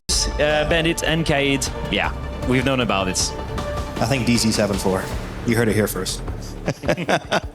NA bias. NA bias. I gotta say, what can I say? It's refreshing every now and then. I've been in France for 5 weeks. A little bit of NA bias never hurt anybody. Plus, the player's gonna do the most talking here as well. Let's send it over to our map for our casters here to take us to our final map of our first series of the day. Pingu, Dev, take it away. Thank you very much. And don't worry, because we got some APAC guys right here next to me. James, just tell me a bit more about how much you enjoy watching Weibo, how you love the playstyle, the players, the histories. We've got the North Americans on the desk, so it only is fitting that I get my chance in the limelight as well. Balance. I have to say, though, I think I have to be careful because I'm getting ripped into on Twitter at the moment by Fett and his fans. You picked the fight you're not winning, buddy, because his army is much bigger than yours. That's for damn sure. But the only battle that I care about is the one in the server right now, and I'm going to be an APAC shill until the cows come home. Of course, great point there from Rain Day. Weibo have never made it to a semi-final before, but get this, Speakeasy has. 7 years ago, the only time we have ever had an International Rainbow Six event in the APAC region, the Tokoname Pro League Finals, and Speakeasy played for a little old team called Airwolf. They took down the #1 seeded European team, Giants Gaming, which, by the way, Al Farmer played on that team and was dropped shortly after. Speakeasy won that game. His career in Europe. And then played a semi-final. Do you know who that semi-final was against? DC? It was against DarkZero. And of course, Speakeasy did lose that game, and DZ went on to struggle in the grand final and lose to Navi, Citizens team at the time. Crazy history, of course, between these two teams. A lot of the players have been around the block more than a few times. Faults, I mean, he's won a 6 Invitational, for goodness sake. And all these 5 boys on DZ have won a major as they look to try and continue that momentum here in Paris for the Esports World Cup. Turdster falls off his roam completely. Shows why this army can be such a crucial operator to help the rotations fall back towards the bomber side right there. Double keeper off the pool table double door and can drop down the heads nice and comfortable. This DC with some early aggression, taking good bit of map control on top floor, cleaning out the mute jammers and what was the Romans at a gym. That was Thursday who was dropping down. And when you get top floor control, you kind of get the area beneath it very quickly after, because the verticality works in your favor now. So Weibo Gaming have made the call. Guys, let's mostly fall back towards the bomb side, with one exception, really. Reeves is hiding in stock room, also with the hatch open for a fallback. And so far, he's gone undroned and unnoticed. And if they don't go and check him, that could be a flank. The only weakness here for Reeves, SMG-11, long-distance gunfight, not where you're typically favored. Dropping down on the back of the smoke, but Faults, of course, is about to meet Gotti. The Warden has an advantage as he can peer through that smoke as well. But this is a big play here from Genino. Meanwhile, Reeps is going for a flank, but Genino is the playmaker. He's in prime position to take down Gotti from behind. DZ have snuck through. They found 2 players. And with that, the round should surely be theirs, unless we see a big flank from Reeps. He'll take down MJR, look for a little bit more against Faults in a brief moment, surely, as Hoven's gone big as well! Faults! What's happening? How has he just team-killed Newers? It was the gas pipe that took him down, and now he's the last one remaining! A 1v3 quickly becomes a 1v2. Steal your nerve, Faults. It's just 2 more to find, and you've got plenty of time left on the clock to do it. Hoven and Turd separated. Turd all the way upstairs in kitchen, and I think Weibo know that defuse is down at short in the hallway. Faults doesn't have it, and they've got the cross onto his position. It's a Weibo bounce back from the 3v5. It feels so similar to the first and the second map, where it comes down to just a couple of crucial gunfights, a couple of good timings in the server. And what happened, we saw Genino start off in a fiery fashion, gets in blue, creates the gap, right now getting 2 quick kills. What we didn't see on screen was Reeps in the meantime flank from stock into bar, and then have to drop the bar hatch and catch the guy with diffuser in short on bottom main. So there are 2 battles happening at once, but the real MVP, whoever shot open all the Goyo canisters there from the defense, because they were just isolating players, and I am Niklas Moritzen, but you know me as Bingo, and that is a bald version of myself, which I am succumbing to quicker and quicker day by day. That's my favorite cosplay I've seen in quite some time. He showed me the sign, he said, but there's more to it, and I guess the bald head is the more to it. I love that. Great job, Extreme, by the way. Shout out to you. Same fellow who brought us flowers, the Paris Grand Final. Yeah, he was there at SI. Legend. Love to see that. Love when the fans they show up. You know what I love? I love when we have close rounds. I mean, obviously, I want to see APAC make it, but I also want to see DZ playing well when that happens, right? Like, if Weibo are to win this game, I don't want to see one team that's favored, the David and Goliath matchup. I don't want to see Goliath just roll over and let David have it. I want it to be a contest. I want it to be a battle. I want to see a match deserving of a result. Even, you know, you look at what happened in Salt Lake City. Enterprise, for the first time, made it to a quarterfinal. The first time that APAC's done that in quite some time. But who do they beat to get there? They beat Weibo. They beat another APAC team. It's not a deserving way to, so to speak. It's different. Yeah. It's different. Weibo beat Virtus.pro to get here. VP have been such a prolific European team ever since their roster reboot. And if Weibo were to take down the major champs, that'd be a whole nother kettle of fish, especially if DZ are in form. And look, DZ are looking good. Their attacks left a lot to be desired on Nighthaven Labs, but now we're into Clubhouse. It's a whole different ballgame. It's similar as well in there, right? It's been the attacking side that's been problematic for DC across the board. But look at this, another gap finding round. Barbara makes a sound cue, pre-fire goes out. If that thermal charge was a second later, they might have masked the sound, but it didn't, and Gotcha gets 2 kills because of it. They're going for Broke here, and a third one! South Korean player is showing that he can bounce back after a slow start. Going up from the stairs, Newers runs straight through that barbed wire. I think the read has come through from Weibo though. They know where he is, and the order continues to ring on out. It's Newers up against the world. He was team killed last round. He will go down last this time. Flawless for Weibo. That's 4 flawless rounds for them in the series. You say you don't want Goliath to roll over, or you kick him down from where he's standing, because that right there is Weibo striking back in the server. Another round in a row where DC trying to just create the gap. I'm expecting them to be disciplined. Step 1, step 2, breach, and then go catwalk and clear the rafters and go breach again and then go for a plant. And I think they were expecting Weibo to have the same thought. But instead, they're doing the, we're gonna catch you by surprise. And I think the play was good. Exothermic charge on the external breach, and you walk up the staircase. But there was about a 1 second desync. Because the exothermic charge, it went off, the sound is gone, but you still heard the barbed wire rattling on the staircase.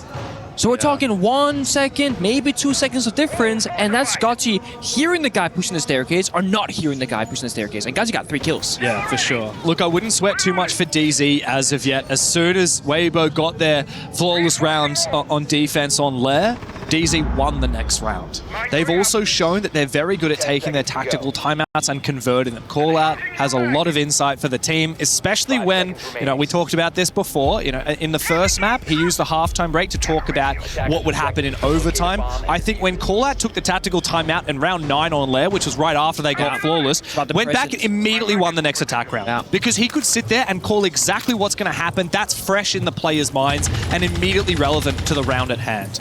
So if Weibo win this round, right, we get 1 more operator ban per side, and I think then Callout takes the tactical timeout. And I think if that happens, DZ will bounce back. Let's see it. For now, we're freezing open the walls. Just stalling for about 12 seconds each canister. You get 3 of them.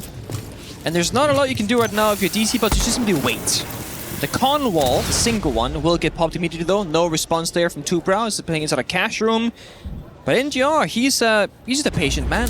He's waiting, and they're going to play on the server rappel, cutting off any possibility of a peek or retake in towards that area.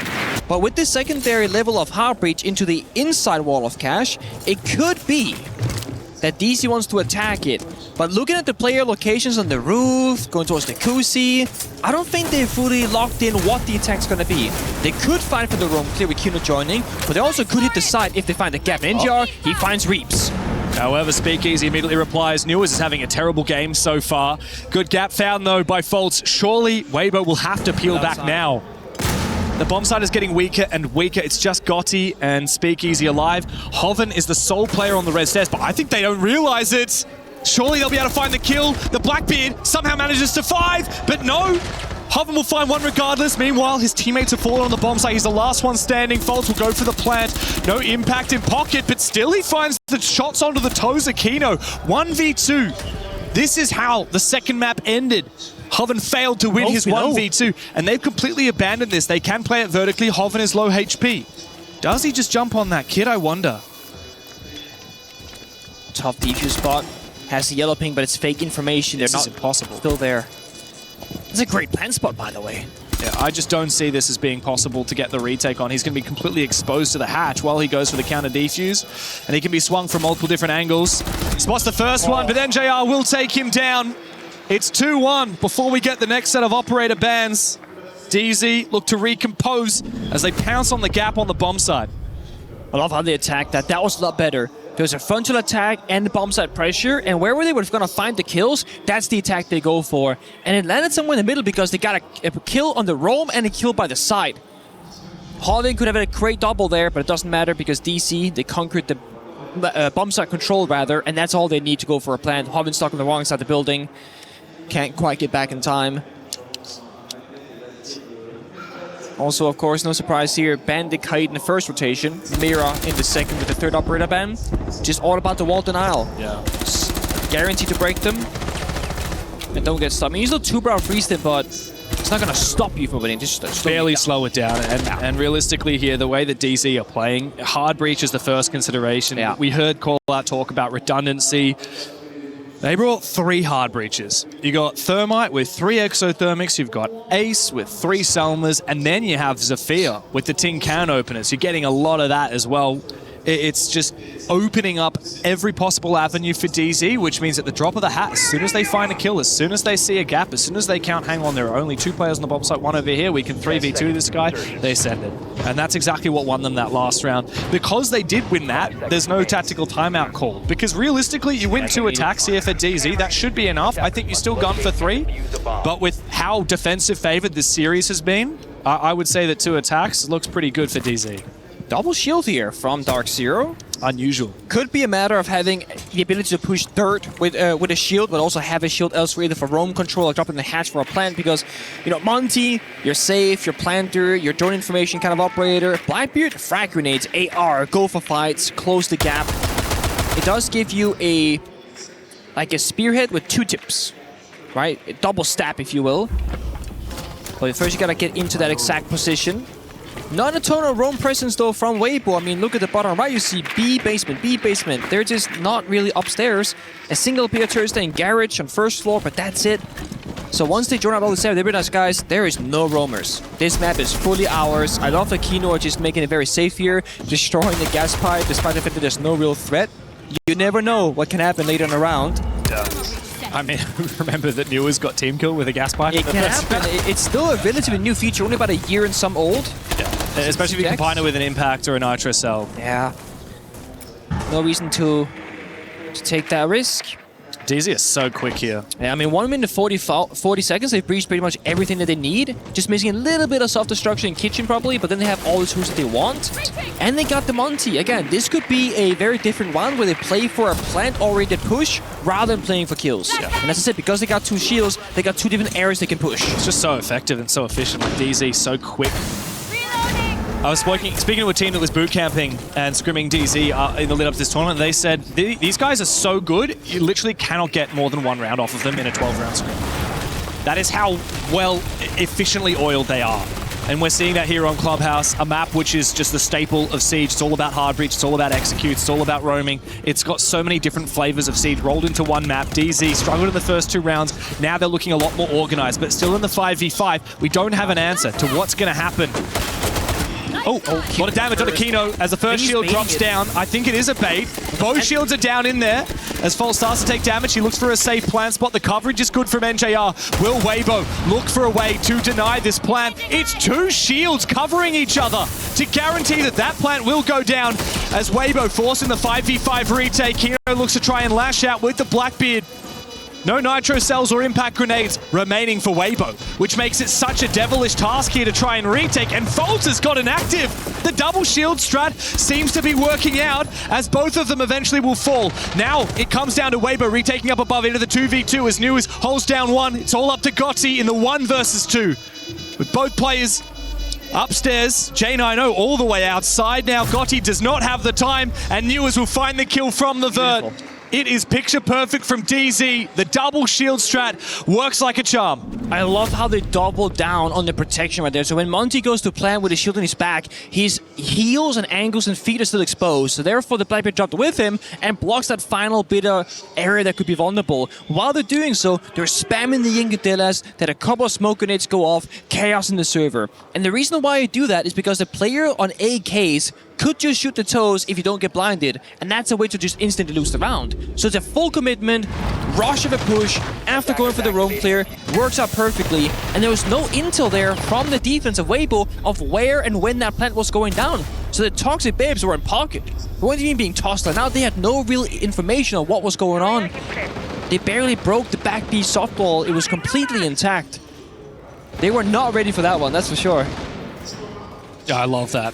DZ are coming in with pocket strats, they're cooking, they're ready with this prep, and they're keen to just go for it if they see a gap. But what will Weibo do to adapt? Because that's the name of the game now. As soon as your opponents are doing something different, something you haven't seen before, you have to adapt. Well, Intel and Plant Denial, and we've got both of them in the Echo pick here from Speakeasy. We do. My only worry about Clubhouse in general, you know, when we saw the map video before the game even started, is there are... When you play Clubhouse, a lot of the rounds come down to the micro, the teeny tiny details, right? When you play Carol Grafters like Turstles right now, can he trade himself for 1-for-1 kill? On basement, do you know the planet is going down? Do you have a smoke or C4 on the location to go for denial? It's not as much about playmaking and really upsetting your opponent. Hello! And I think that's just to favor DarkZero, because Weibo, how they were coming back on Lair was, again, disruptive gameplay patterns and playing for the early game. Much more challenging here on Clubhouse. The way they won the first map on Night Haven Labs was about setting up problems that were a little bit unfamiliar to DarkZero, which again on Clubhouse, a lot more difficult. The map has been on for ages. Oh, good. I like this strat here from NJR. He's using the ace to breach open the catwalk walls. Weibo are prolific at holding on to Rafters. Turd is a phenomenal Rafters player, but Reaps has gone down early. He's one of the deadliest players for Weibo. 31 kills across the first 2 maps, but not looking to break a kill record if he doesn't wake up here on Clubhouse. Does mean that Turdster is all alone holding on to Rafters. Actually, I think Gotti might be playing in there as well. Downstairs in Lounge, I believe, right now. But yeah, so right now, Weibo, they know that Turster is stuck on Rafters. DC know this too. So they get opening pick, plus Turster can't move. It's effectively a 4 versus 3, because one sole attacker can lock him in spot. That's NGR on the main breach right now. Meanwhile, they're clearing master bedroom, connector, office, and they're applying all this bit of pressure. And they've shown us now that they have flipped the attack. They're gonna go for backside take. Hobbin swings out and punished by Full Souls on that single wall, just walking on in. This is starting to look very scary if you're Weibo. DZ have come into form in the last 3 rounds. And I frankly don't see a way that Weibo win it from here. They try and lash out, but DZ are ready for it with over a minute left on the clock. DZ, they can execute in a 5v5 last round. I have no doubts they'll be able to execute in a 5v2. And they decide to go deep instead of playing for plant. Kino, though, takes a lot of damage. He will go down. Be careful here, DZ. Don't let this fall back. And Terse has also lashed out and found one as well. He's now left all alone as the plan starts to be confirmed. He doesn't have a way to deny it from his position, and he's being watched from 2 angles. J90 from outside the window will cut him down. Surely Weibo need to take their tactical timeout now. DZ, 3 in a row. They lead by 1 round as we have 1 remaining in the half. You see the problem, right? Weibo, they feel the need and they have the urge to make a play and do a disruptive play because they feel like if DC get to the bomb site with 5 attackers alive, they can win. It's true. You can't let DZ execute in a 5v5. But it's Clubhouse. There are so few areas where you have even a 50% chance of working out. And 50-50 is what we say an equal play. Everyone's game for that. But almost every single fight that Weibo are choosing to take is like 30%, 25% in their favor, and so much more against them. So it's like either from the very beginning of the round, and this is what I like to see, Mossy, Scopus, Solace, this is a fighting lineup. And this is exactly what we're going to talk about. If you from the beginning of the round say, we are going to fight, you're all committed, you're all understanding of what the game plan is going to be. This is so much better than picking plant denial, play by the bomb site, and then realize, oh, we lost that breach. Oh, they killed that player. Oh, we can't play in that corner. Oh, they have Monty. Now we swing in bad positions. So this is a big switch up for the final round, and the fact that the players came to this conclusion without the tech timeout from Gohan, I think it speaks volumes. That they're willing to make this adaptation, which can be seen as highly risky. Yeah. And of course, after this round, we'll get the half-time timeout as we swap sides. Yeah. Which means Gohan will be able to talk to the boys. But a 4-2 split, I mean, that is pretty much game. They need the 3-3. Yeah. Okay? It's not the end of the world, because I do think this map can lead attacker favorite in the current meta. But just DZ for the... have been really bad on attack in this series, Exactly. frankly, up until Clubhouse. That's why it matters so much. Haven't hurt the player on drones outside the door, has to respect it. Falling back options, dangerous. Main staircase window, watch them outside. Blue stairs window, same story. Hoven can go super deep as a Scopos player and always TP back to a safe location. The other teammates that got you on the Mossy, different story for them. Reeves finds Lewis, it's line removed from the action. That's huge because now you can move around a lot more freely on the map. Hoven now lost the shell, by the way, and is inside a gym. So there's no TP back towards the bomb site. I think they're just counting on staying around for as long as possible, and then that makes the bomb site a lot weaker, which is why Fulsa the Diffuser is looking for the site. Well, I have to pop the Goyos he here. got baited. Wow, Speakeasy somehow manages to find the shots in the feet through the wall. He knows the Diffuser is down. He now needs to make sure he doesn't get overwhelmed on the bomb side. Takes out a second player, big from Speakeasy. A third one! For the Singaporean, it's Kino up against 5 now on the Monty as Weibo look to restabilize after what has been a very troublesome last 3 rounds. They find another flawless, and a glimmer of hope sparks on the horizon for APAC. Oh man. So guess what now? Now we shall listen in. Time for D. D time. Remember For whatever reason, Bulker, this does go to overtime. They're probably on that same roam back. That's exactly what we were prepping on. Yeah, I Prep know. against that next time. Yeah, and you'll just I know. hammer them on that. Because they're going to start floating around again. And if they do more of the consolidation, obviously you can call more so on the fly off that. Okay. You were right, you know, that was actually like literally the initial was thermite the wall open, ace the wall immediately, they have nothing to stop it. And then we float around the map and spread on them. So it was a teeter, but it could also be a tally because you forgot. Teeter because you remembered. Fair enough. Teeter on a tally because you forgot type of deal. Teeter on a tally. Fair enough. I'll take it. I'll take it. Took well. Oh my Nothing to say, god. fellas. 80 done prep. There ain't nothing to say. Consider Yeah, we got all Book's the already been fucking prep in closed. the world, bro. So, Book's where been we open and first closed. on top head, okay? Positions on church, shield, a lot of stuff for church. We can bring Thatcher, counter everything. So the thing is, you need to remember from basement. We're gonna have the map control. We're gonna have the sense walls. You're gonna push your shield on dirt. So the thing is, always try to push your shield in a way that you don't gonna die dropping hatch. You don't gonna die for easy pre-placed C4s. Okay. Okay, this is the main goal of this attack. So we're gonna improve a lot compared to last times we played. But yeah, guys, we have the best map in front. Club, attack. You guys. Wow. So a little bit more context this time. We heard that Carl mentioned overtime, so you and I were confused on the previous maps. Like, he's talking about defense, but they're going into the attack. What's that about? Fett, coach streamer, also tagged on Twitter. Shout out Fett. Shout out Fett's viewers in my DMs. That Carl has this tendency to talk about what happens when they go back to that same side in OT to fix the problems of the past, because he knows that the players have the solutions for the present.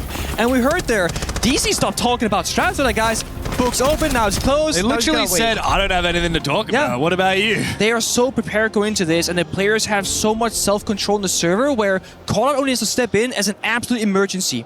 Whereas the thing for Weibo, if Gohan had 3 tag timeouts, he might actually spend all 3 just to get more involved. Totally. I think in particular there's a lot more to say on your attacking side than on That your too. defensive side, because your defense, you're the one that they've got the paper. They're booklets, right? That say you put your gadget here, you might have some last minute adaptations, or say play strat A instead of strat B. But for Weibo here, it's about making sure they know the setups from DZ. They're countering the setups. The Thatcher was mentioned by Gohan. Hibana ban, interesting. The shield was also mentioned, not Monty in particular in itself, but just like the shield plant. Yeah, I mean, now, Speakeasy will play one shield or another depending on what gets banned. But it's so much more challenging without the Monty, and that's always going to be my go back to. DC are such a great shield team, and you said it so well on Lair. We see how quickly Newers with a TCSG can shred Speakeasy when he's not crouching, protecting his toes. So it really comes down to Speakeasy playing a more sheltered version of the shield. When he plays in APL, you know, you're playing 60 ping, playing against weaker aimers, arguably. Now you're in LAN. 0 ping, perfect hit drag against some of the greatest fraggers in the world. You die immediately before you realize what's going wrong. So a lot of attention right now, I think, on pressure on the strategical elements relies on Speakeasy's positioning as a shield.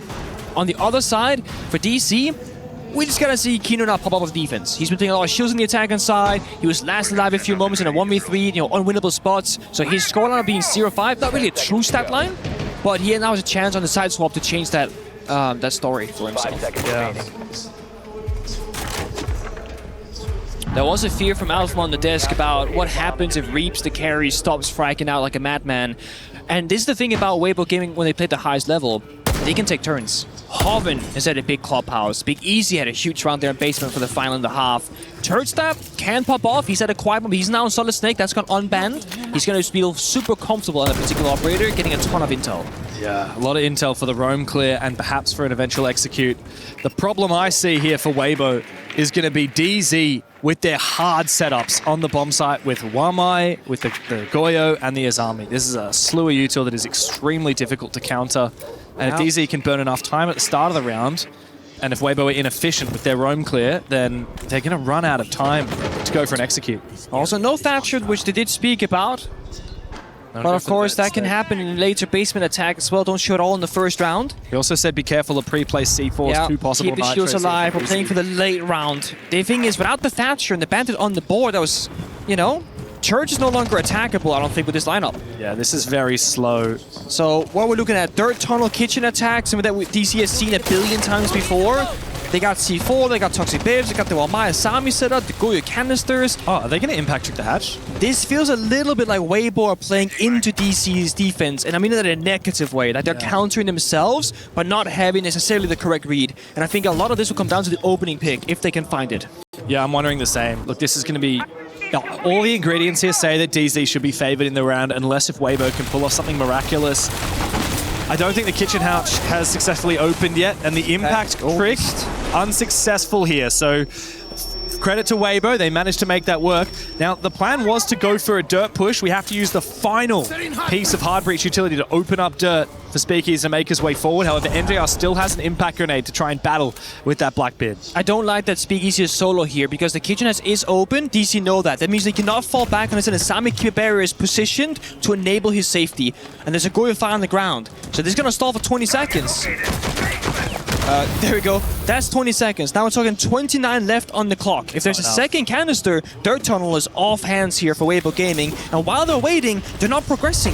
They're in kitchen hatch, they're on the main staircase. Everyone is waiting with no progress. That applies more and more pressure as those seconds are slipping away. And DZ are pre-smoking the default plant. They now have one gas babe left. Might be burned a little bit too early. That nade might actually destroy some of the sensors.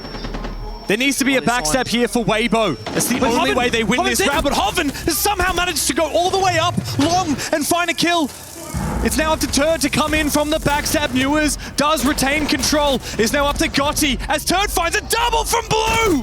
DZ now needs to deny that plan. It's all up to Reeves, making his way down the stairs, but NJR will recompose for DarkZero. A little bit sketchy, but they find it nonetheless. Such well-played moment there from NJR. I'm not sure you caught it. He was sitting beneath the hatch, looking at the plant there for 5 full seconds, then one taps it, then ensures a second kill follow-up as well. He said, guys, I got this on the back, do not worry about it. But Hoven found the opening, like you said, down the main staircase, in through long, takes a player inside a church double door, but then thankfully traded back by Newers and DC, who was playing that moto position, closing the gap that was once created. Basement's going to be a very different bomb site, though, to these other two. By far the most different. Taken by DZ. On the basement, for DZ, you can just have 5 on site with an impeccable setup, especially with these bands, right? With the Wamai and the Bandit in play. But the other bomb sites, you got to fight for the extension.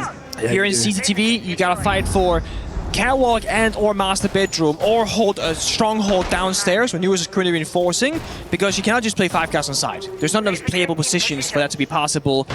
But also something that I feel like might be happening if this goes the distance as well. The bar bomb site. We saw DCB out kitchen on laps twice. Oh man, I would love to see a bar bomb site choice from DZ in overtime. It's always going to be a bit of a risk factor. But DC, they have been the strongest version of themselves in this BO3 when they've been doing something unusual against Weibo. I can say that for both sides. Yeah, I think argument goes both sides for sure. I mean, we've cast enough of Speakeasy in the APAC region to see him push dirt 100 times on the Blackbeard. Yeah, I mean, he wanted to, but he got denied. Yeah. I mean, that's the problem. That often you'll end up going, you know, dirt early in the round. You fight for dirt control. You leave one player there because they can't reach it because the kitchenheads get your line of sight.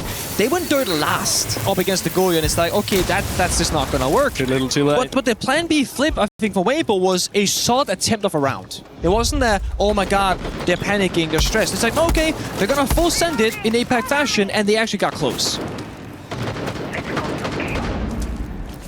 Potentially 3 rounds from a semi-final. DarkZero lock in on Cash and CCTV for this next round. How do Weibo look to clear it? It seems to be a Rafters intention here. There's a lot of util to go Rafters. I think particularly the Blackbeard and the Dokkaebi will be very useful for dealing as much damage and flushing out that position as much as possible. But DZ are sitting back and relaxing with that Wamai in play, with the Azami to support, even the Aruni with its deadly DMR. DZ should be able to hold their positions comfortably. They should. C4 goes out, doesn't find much there from Keen, not even just one left for NJR. Again, opening pick is so vital here on Clubhouse because it's all about watching as many gaps as possible. One defender dying early will leave something else exposed. Florzone goes to deny the bandit tricking, but NJR gets right back on it. There's not an attacker downset to deny the angle vertically because that's how Newers was playing earlier, reinforcing those walls. Right now it's Foltz downstairs instead. He's all out. They're protecting NJR for as long as humanly possible. A lot of damage dealt though, thanks to the Dokkaebi. Now he's forced to move. But Weibo aren't able to capitalize on a kill just yet. He's standing up on top of the desk. He would be exposed to the breach, but Weibo are not playing that breach aggressively. In fact, they haven't even opened it up. This is a very strange attack here from Weibo. To fail to open up the CCTV breach seems like a very costly mistake. There could be a bait here. Force is downstairs, right beneath the breach with a shotgun in hand on the Thorn. Planting default is not going to be a possibility, and I don't know if Weibo know this just yet. Weibo are not doing enough of the normal checklist items on this bomb site. You need to have CCTV open. Otherwise, it is simply impossible, especially, as you say, if they don't have control down below the bomb site. We need a level of spice out of Weibo here, but I'm not seeing it as of yet. Reaps needs to go big. He tries to make an entry. It's Turd who finds one. Reaps will get his first, but immediately NJR is there to find a 3K. Turd will trade back, but he is now the last one standing. And the plant will be denied from below if he tries to go for it. He won't get the chance. Newers never shut out of his position as Weibo cannot breach step 1. One small issue. Actually, first I think I'll get a tag time out here from Go. I'm just waiting for the confirmation call. I saw the mic being flipped down. Surely. I don't want to get into a long point and to cut myself off. Yes, Weibo Gaming calling their tactical timeout. Leave this fucking shield, bro. You're playing too scared with this shield. Not opening space, being the last one to push, bro. If you're gonna pick the shield, is to put pressure, is to play fast, is to open space. Okay. I told you guys, look, they play very spread on the map, they give big areas, but you are playing full safe with the shield, bro. Use the shield are a fucking drone, you know? So if they go gym, you want me to use shield or just clear or go? No, the thing is, bro, check the comp. Bandit, Wamai, bro, we need to bring the Thatcher to solve the problem, break the bunker. Okay. We need to break the gadgets so we can throw grenades, we can make the space, you know? It's all about that, guys. Come on, we can do it. 5-3 is easy to us. We can take this game. Come on, guys, come on. We are the best. Remember, guys, the pressure is on them. It's not on us. Remember this. Okay? Gohan with so much conviction saying exactly the same thing he said at the start of the half as well, which is we need to break the bunker with the Thatcher. And you said it at the start of the half. We didn't see it once from Weibo. No, we did not. And to make matters worse, the Thatcher does simplify the problem. The solution for Weibo was right there the entire time. Those bandit batteries on the CCTV wall can be shot through the soft wall from connector. From the door, with a couple of bullets, from the breach, couple of bullets, but they never did it. And they did have one spare exothermic charge from Thermite when the round ended. Would have been a very different round if that breach had been open. 2 different defenders, Newers playing by Servorak, and I think it was Kino Bandit sticking by the corner, or whoever it was, they NJR actually, they wouldn't be able to live anymore. Right? They'd be like, rotate to a different location at least, right? And that bandit battery is a 100% deniable with any weaponry, but nobody made that connection that, okay, now we got the breach, let's go for a plan. But say, okay, what about getting every breach? What about getting all the angles? That never happened. I think Weibo were also focusing so much on some vague win conditions, but not seeing opportunities to get kills. For example, the player on the defense, I believe it was NJR, on the bandit, who kept dashing around. He was in a very vulnerable position. If Weibo had the foresight and the utility to say, let's target this guy with a grenade, not just with Roteros to get rid of the batches, but let's target the player. We might actually be able to capitalize, get a kill, numbers advantage, and then you can spiral around even if you don't have superior positioning or breaching, if you have numbers advantage. And the banning continues to be a problem here for Weibo Gaming. I think they have to ban it now. If they're struggling so much to counter it, they're going to need to ban it after this next round. The issue is, right, because Guts is playing Thatcher, he went away from Thermite. They have a single can opener in pocket for the entirety of this round, James. They have, that's it. That's the only hard breach they have. A single point of contact. Mind you, this top four, CC wall, con wall, Jacuzzi wall, and single con. It's the opposite to what DZ four do. areas you want to breach. Yeah, I mean, DZ are bringing 3 hard breach operators on Clubhouse most of the time. They're bringing Ace, Thermite, and the Zofia. It's very unusual that Weibo are doing the absolute opposite. The issue is now the Thatch becomes not ineffective because it still deals with certain gadgetry, but look at this round. What can you catch? A single, a C4, or a Toxic Babe midair? Actually, sorry, 2 C4s. And some proxy There's no bunker down the same way. Yeah. So now you gotta work without the breaches, with a Thatcher that's arguably a little bit ineffective and no way forward. It's gotta come down to an APAC round. You gotta go frag hunting. Yeah, and I have to wonder, what's the point in bringing the Lion when DZ are for the most part playing in power positions rather than roaming? Now we are seeing a bit of aggression from Faults in Garage, but Weibo unable to convert it into a kill. Missed opportunity. Reaps goes for a backstab. He needs to have a massive moment here, but NJR is watching from a prone angle. This is a very off-piste position here from NJR, and he will not find Reaps. He lands the first bullet, but Reaps, quick reaction times, finds the first kill. This could unsettle DZ. Where'd you look? Kino, where are you looking? He goes down. Reaps has single-handedly brought this round back for Weibo, but DZ recompose. A flashbang on the J90 as Reaps will finally go down. Faults in a 1v1. He's had the quad this round. It's Gotti, and he does clutch it for Weibo to prevent the match point opportunity from DZ. The young and new blood player from Weibo will give them a chance on Clubhouse. Oh boy, I want to go and say, don't hide behind the shields, don't be afraid, take the fight to DC. No breaching, no problem. They get the job done regardless. Operator bans are going through. Will it be that bandit like you said, James? Come on, gotta do it. Yes, it will be. Breaching easier. Thermite band in response. It's all about the walls. It's all about step one here on Clubhouse. You can bring Ace though. I think we need to ditch the Lion. We need to get more Ace. I don't know if this Lion is helpful. I think the Lion was instrumental for this specific round. The timing of Reaps walking up with it meant that Kino couldn't go for a trade immediately in bathroom, so it gets that timing inside a logic connector. But generally speaking, outside of those chaotic moments, the Lion is hard to get value out of. Yeah. For a usual round of Clubhouse. I'm just looking at a comp that, like, what space do you have to bring more hard breaches? But this is the difficulty, right? When you're up against the level that DC is bringing, wall denial, bunker down, time denial, you are stretching the attack so thin. Because either you'll have a bit of solutions for everything, but not one clear plan of action, or you'll go into like, this is how we do it.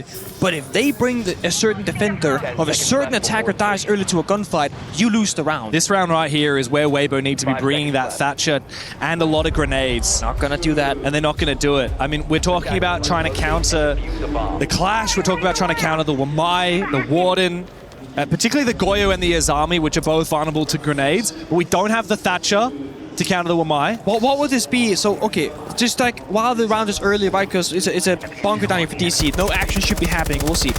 What would you replace? Because going through it, the way that you get into the bomb site, the way you plan with cover, that's what Glass is doing, right? I don't think we need to bring Deimos and Snake. These are, for the most part, roam clear. They're roam clearing up. We're not roaming. So we're getting rid of one of the two at least. Yeah. You get onto the Thatcher, now you get a bit wider in the bigger picture. I'd get Capitao instead of Grim, to be honest.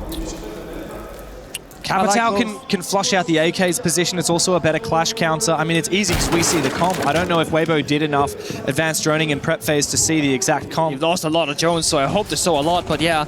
The big issue here to start things off is going to be Faults with the Clash and main staircase, Kino with Warden C4 to support him. What teams often do is the Clash is going to try and start a fight, slow the attackers down with sapping them, and a C4 from downstairs to try and get a kill.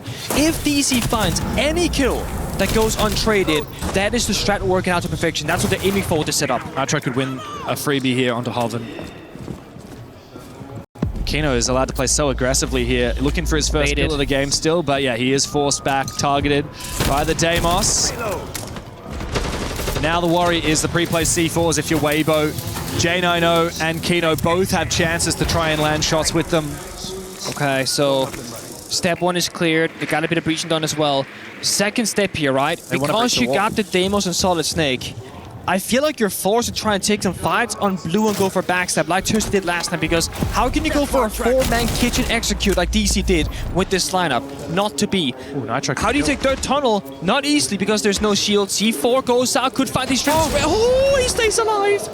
He's spinning straight across it. It is so critical that he stays alive there. If he had died, that would have also been his team can opener with him, and this hatch not likely to get opened up. Final Nitro cell wasted by Kino. As the ace opens up the triple wall, there is not a lot of safe positions here for DZ. Weibo now have a chance. That's the gap that I spoke about, Solid Snake. That's going to be a big win condition. The issue is you need to find the first kill, create the chaos on the server, make DC spin around in circles looking for the angle to cover. Weibo, they have to find the first. And the Clash marches on forward, but Kino has gone down to Gotti. Now looking for a pick. Backstab! Oh my god, he baits it! And now Weibo look to execute together. Turn has found another one. It's J90, the only one left. Patience. He's trapped at AKs. But the plan has not been confirmed as of yet. Does he know where that defuser is? It doesn't bloody matter! Reaps is there! A reprisal of form! And we're here at breakpoint, 5 rounds apiece! Or if you're Gohan and you're watching that round, you're thinking if this doesn't work out, they didn't listen. But because it worked out, it's all okay. DC called their attack timeout. After side on this round. And then if we do back to basement, did he print off the fucking fake roam for us? Yeah, I think we have it. Let's go cash and let's go back into the fake roam after that. Slow them down a little bit off the clear. They already think we're roaming shit, so. Heard. Yeah. Just crank it out. Little simple A round, that's all it is. They're just dropping hatches and flying down staircases and shit. Just call it crosses. Simple. Yeah, we do have fake rooms. Last one. Heard on it. For the cash side, let's do. What is our hardest Raptors strat? It's just like base, master contest, yeah? And then Bayou get in there? We have the cash ratatouille prep, where I hide in there. Yeah, let's do that. I love hearing the call-out adaptations there for the side, just kind of making it very simple for Weibo are trying to accomplish, right? They're flying down hatches, flying down staircases, and that is the view of what happened if you're against them. But if you're watching from our perspective, it's like they had no other choice because they kind of scuffed themselves in the operator lineup to begin with. I am very curious, though, if Weibo will make that adaptation and go and call break the bunker, because they could get baited otherwise. Well, I think that the big adaptation for that round from Weibo, while they didn't counter the power positions like AKs, which ended up being the last player alive, by the way, the critical thing was hard breach, right? Having that ace in the lineup, having that bandit and Kayi banned, if there was a Tubarao that round, I think it would have been a completely different story. Yeah. But of course, the thing that was called there by DZ in that tactical timeout was this cash round, right? And they were talking about a particular strat. I didn't hear the details of it, but fake roam? No, that was for the next round. Okay. So they said if we lose cash, regardless of what happens in this round, next round we go to a fake roam. So keep that in the back of your mind. There will be a fake roam next round, unless if DZ change their minds. The biggest thing for me, though, was Weibo's ability in the chaos to calculate who's going to make the play, right? Tursta walks down blue, baits the clash in, drop the hatch, get the kill, while the tech from Motor Thor. Yeah. The fact that they can navigate the chaos of that end round is why they're currently sitting on 5-5. Look, Weibo are used to playing in the APAC region. They used to play chaotic region. Souffle and Pika and all the Daystar boys, all the Souls Heart and Orchid boys, they used to Chaotic Siege. So I think right now, I mean, look at the attacking lineup. This is exactly what Gohan wanted. Breaking the bunker. You got the Capitao. You got the Thatcher. There's no more wall denial on the breach here, but there are 4 impact grenades. This is where you would want the Thermal Hibana, but they both been bent away. Look at the value here. Impact goes out. And all of a sudden, you have a really bad prone hole and really bad standing hole to peek through. There is a third Cellman pocket, but guess what? There are also 2 more impact grenades. And that means that's all your hot destruction in the main breach. You cannot go for a can opener for Hoven because, well, it's exposed now. So this just means that you can't enter from the breach, you can still peek through it. But it also means that if there's no attackers on it and you patch up the hole with an Asami Keeper barrier, it's just fake pressure, doesn't exist anymore. So I just also late round watch for that. I do wonder as well if there's a chance later for the Selma to detonate. Indeed there is, so there you go. Problem solved for Weibo. They are able to have an entry into the bomb site, and now they target the players and the utility that remains. There is one other thing though. Now they can't use the Selma charge for the inside bomb site wall leading to Catwalk Rafters. So if they want to go for a garage attack, they're gonna have to brute force it. Garage door, bottom garage breach. There are 2 Catwalk players. Okay?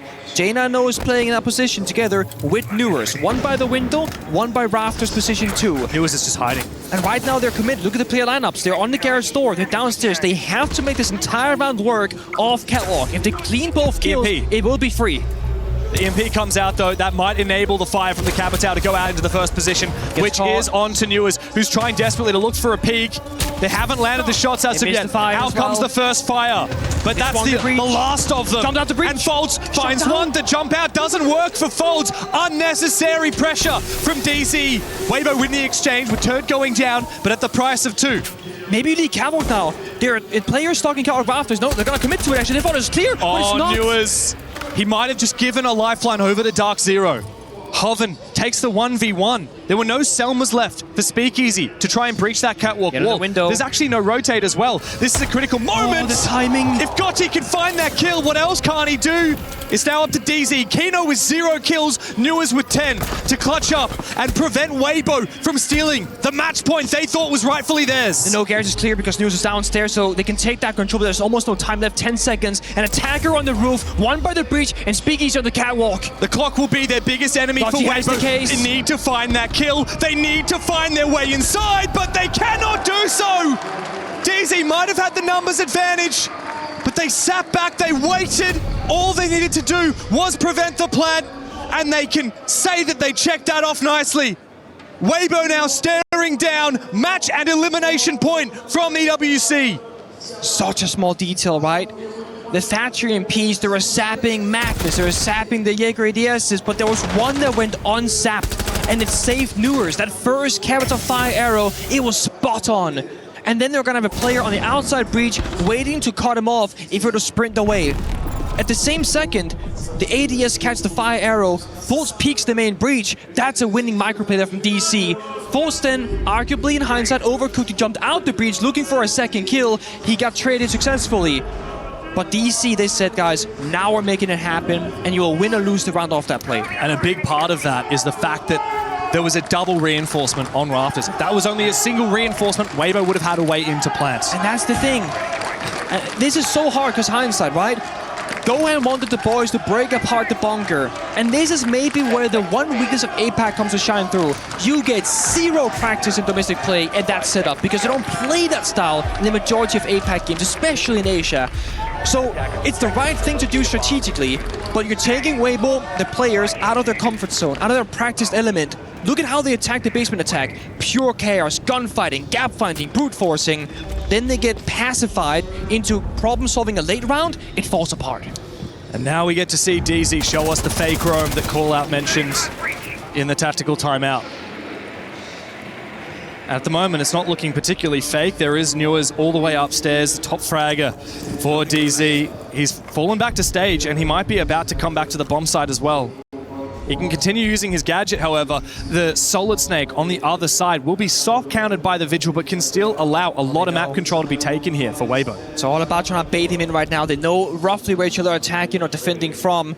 And Newers has been so good today, especially on Lair, playing that 4+1 strat of just doing his own solo roam game. And I think they both roughly have an idea, but he can be scored back by Foltz with a pre-fire action.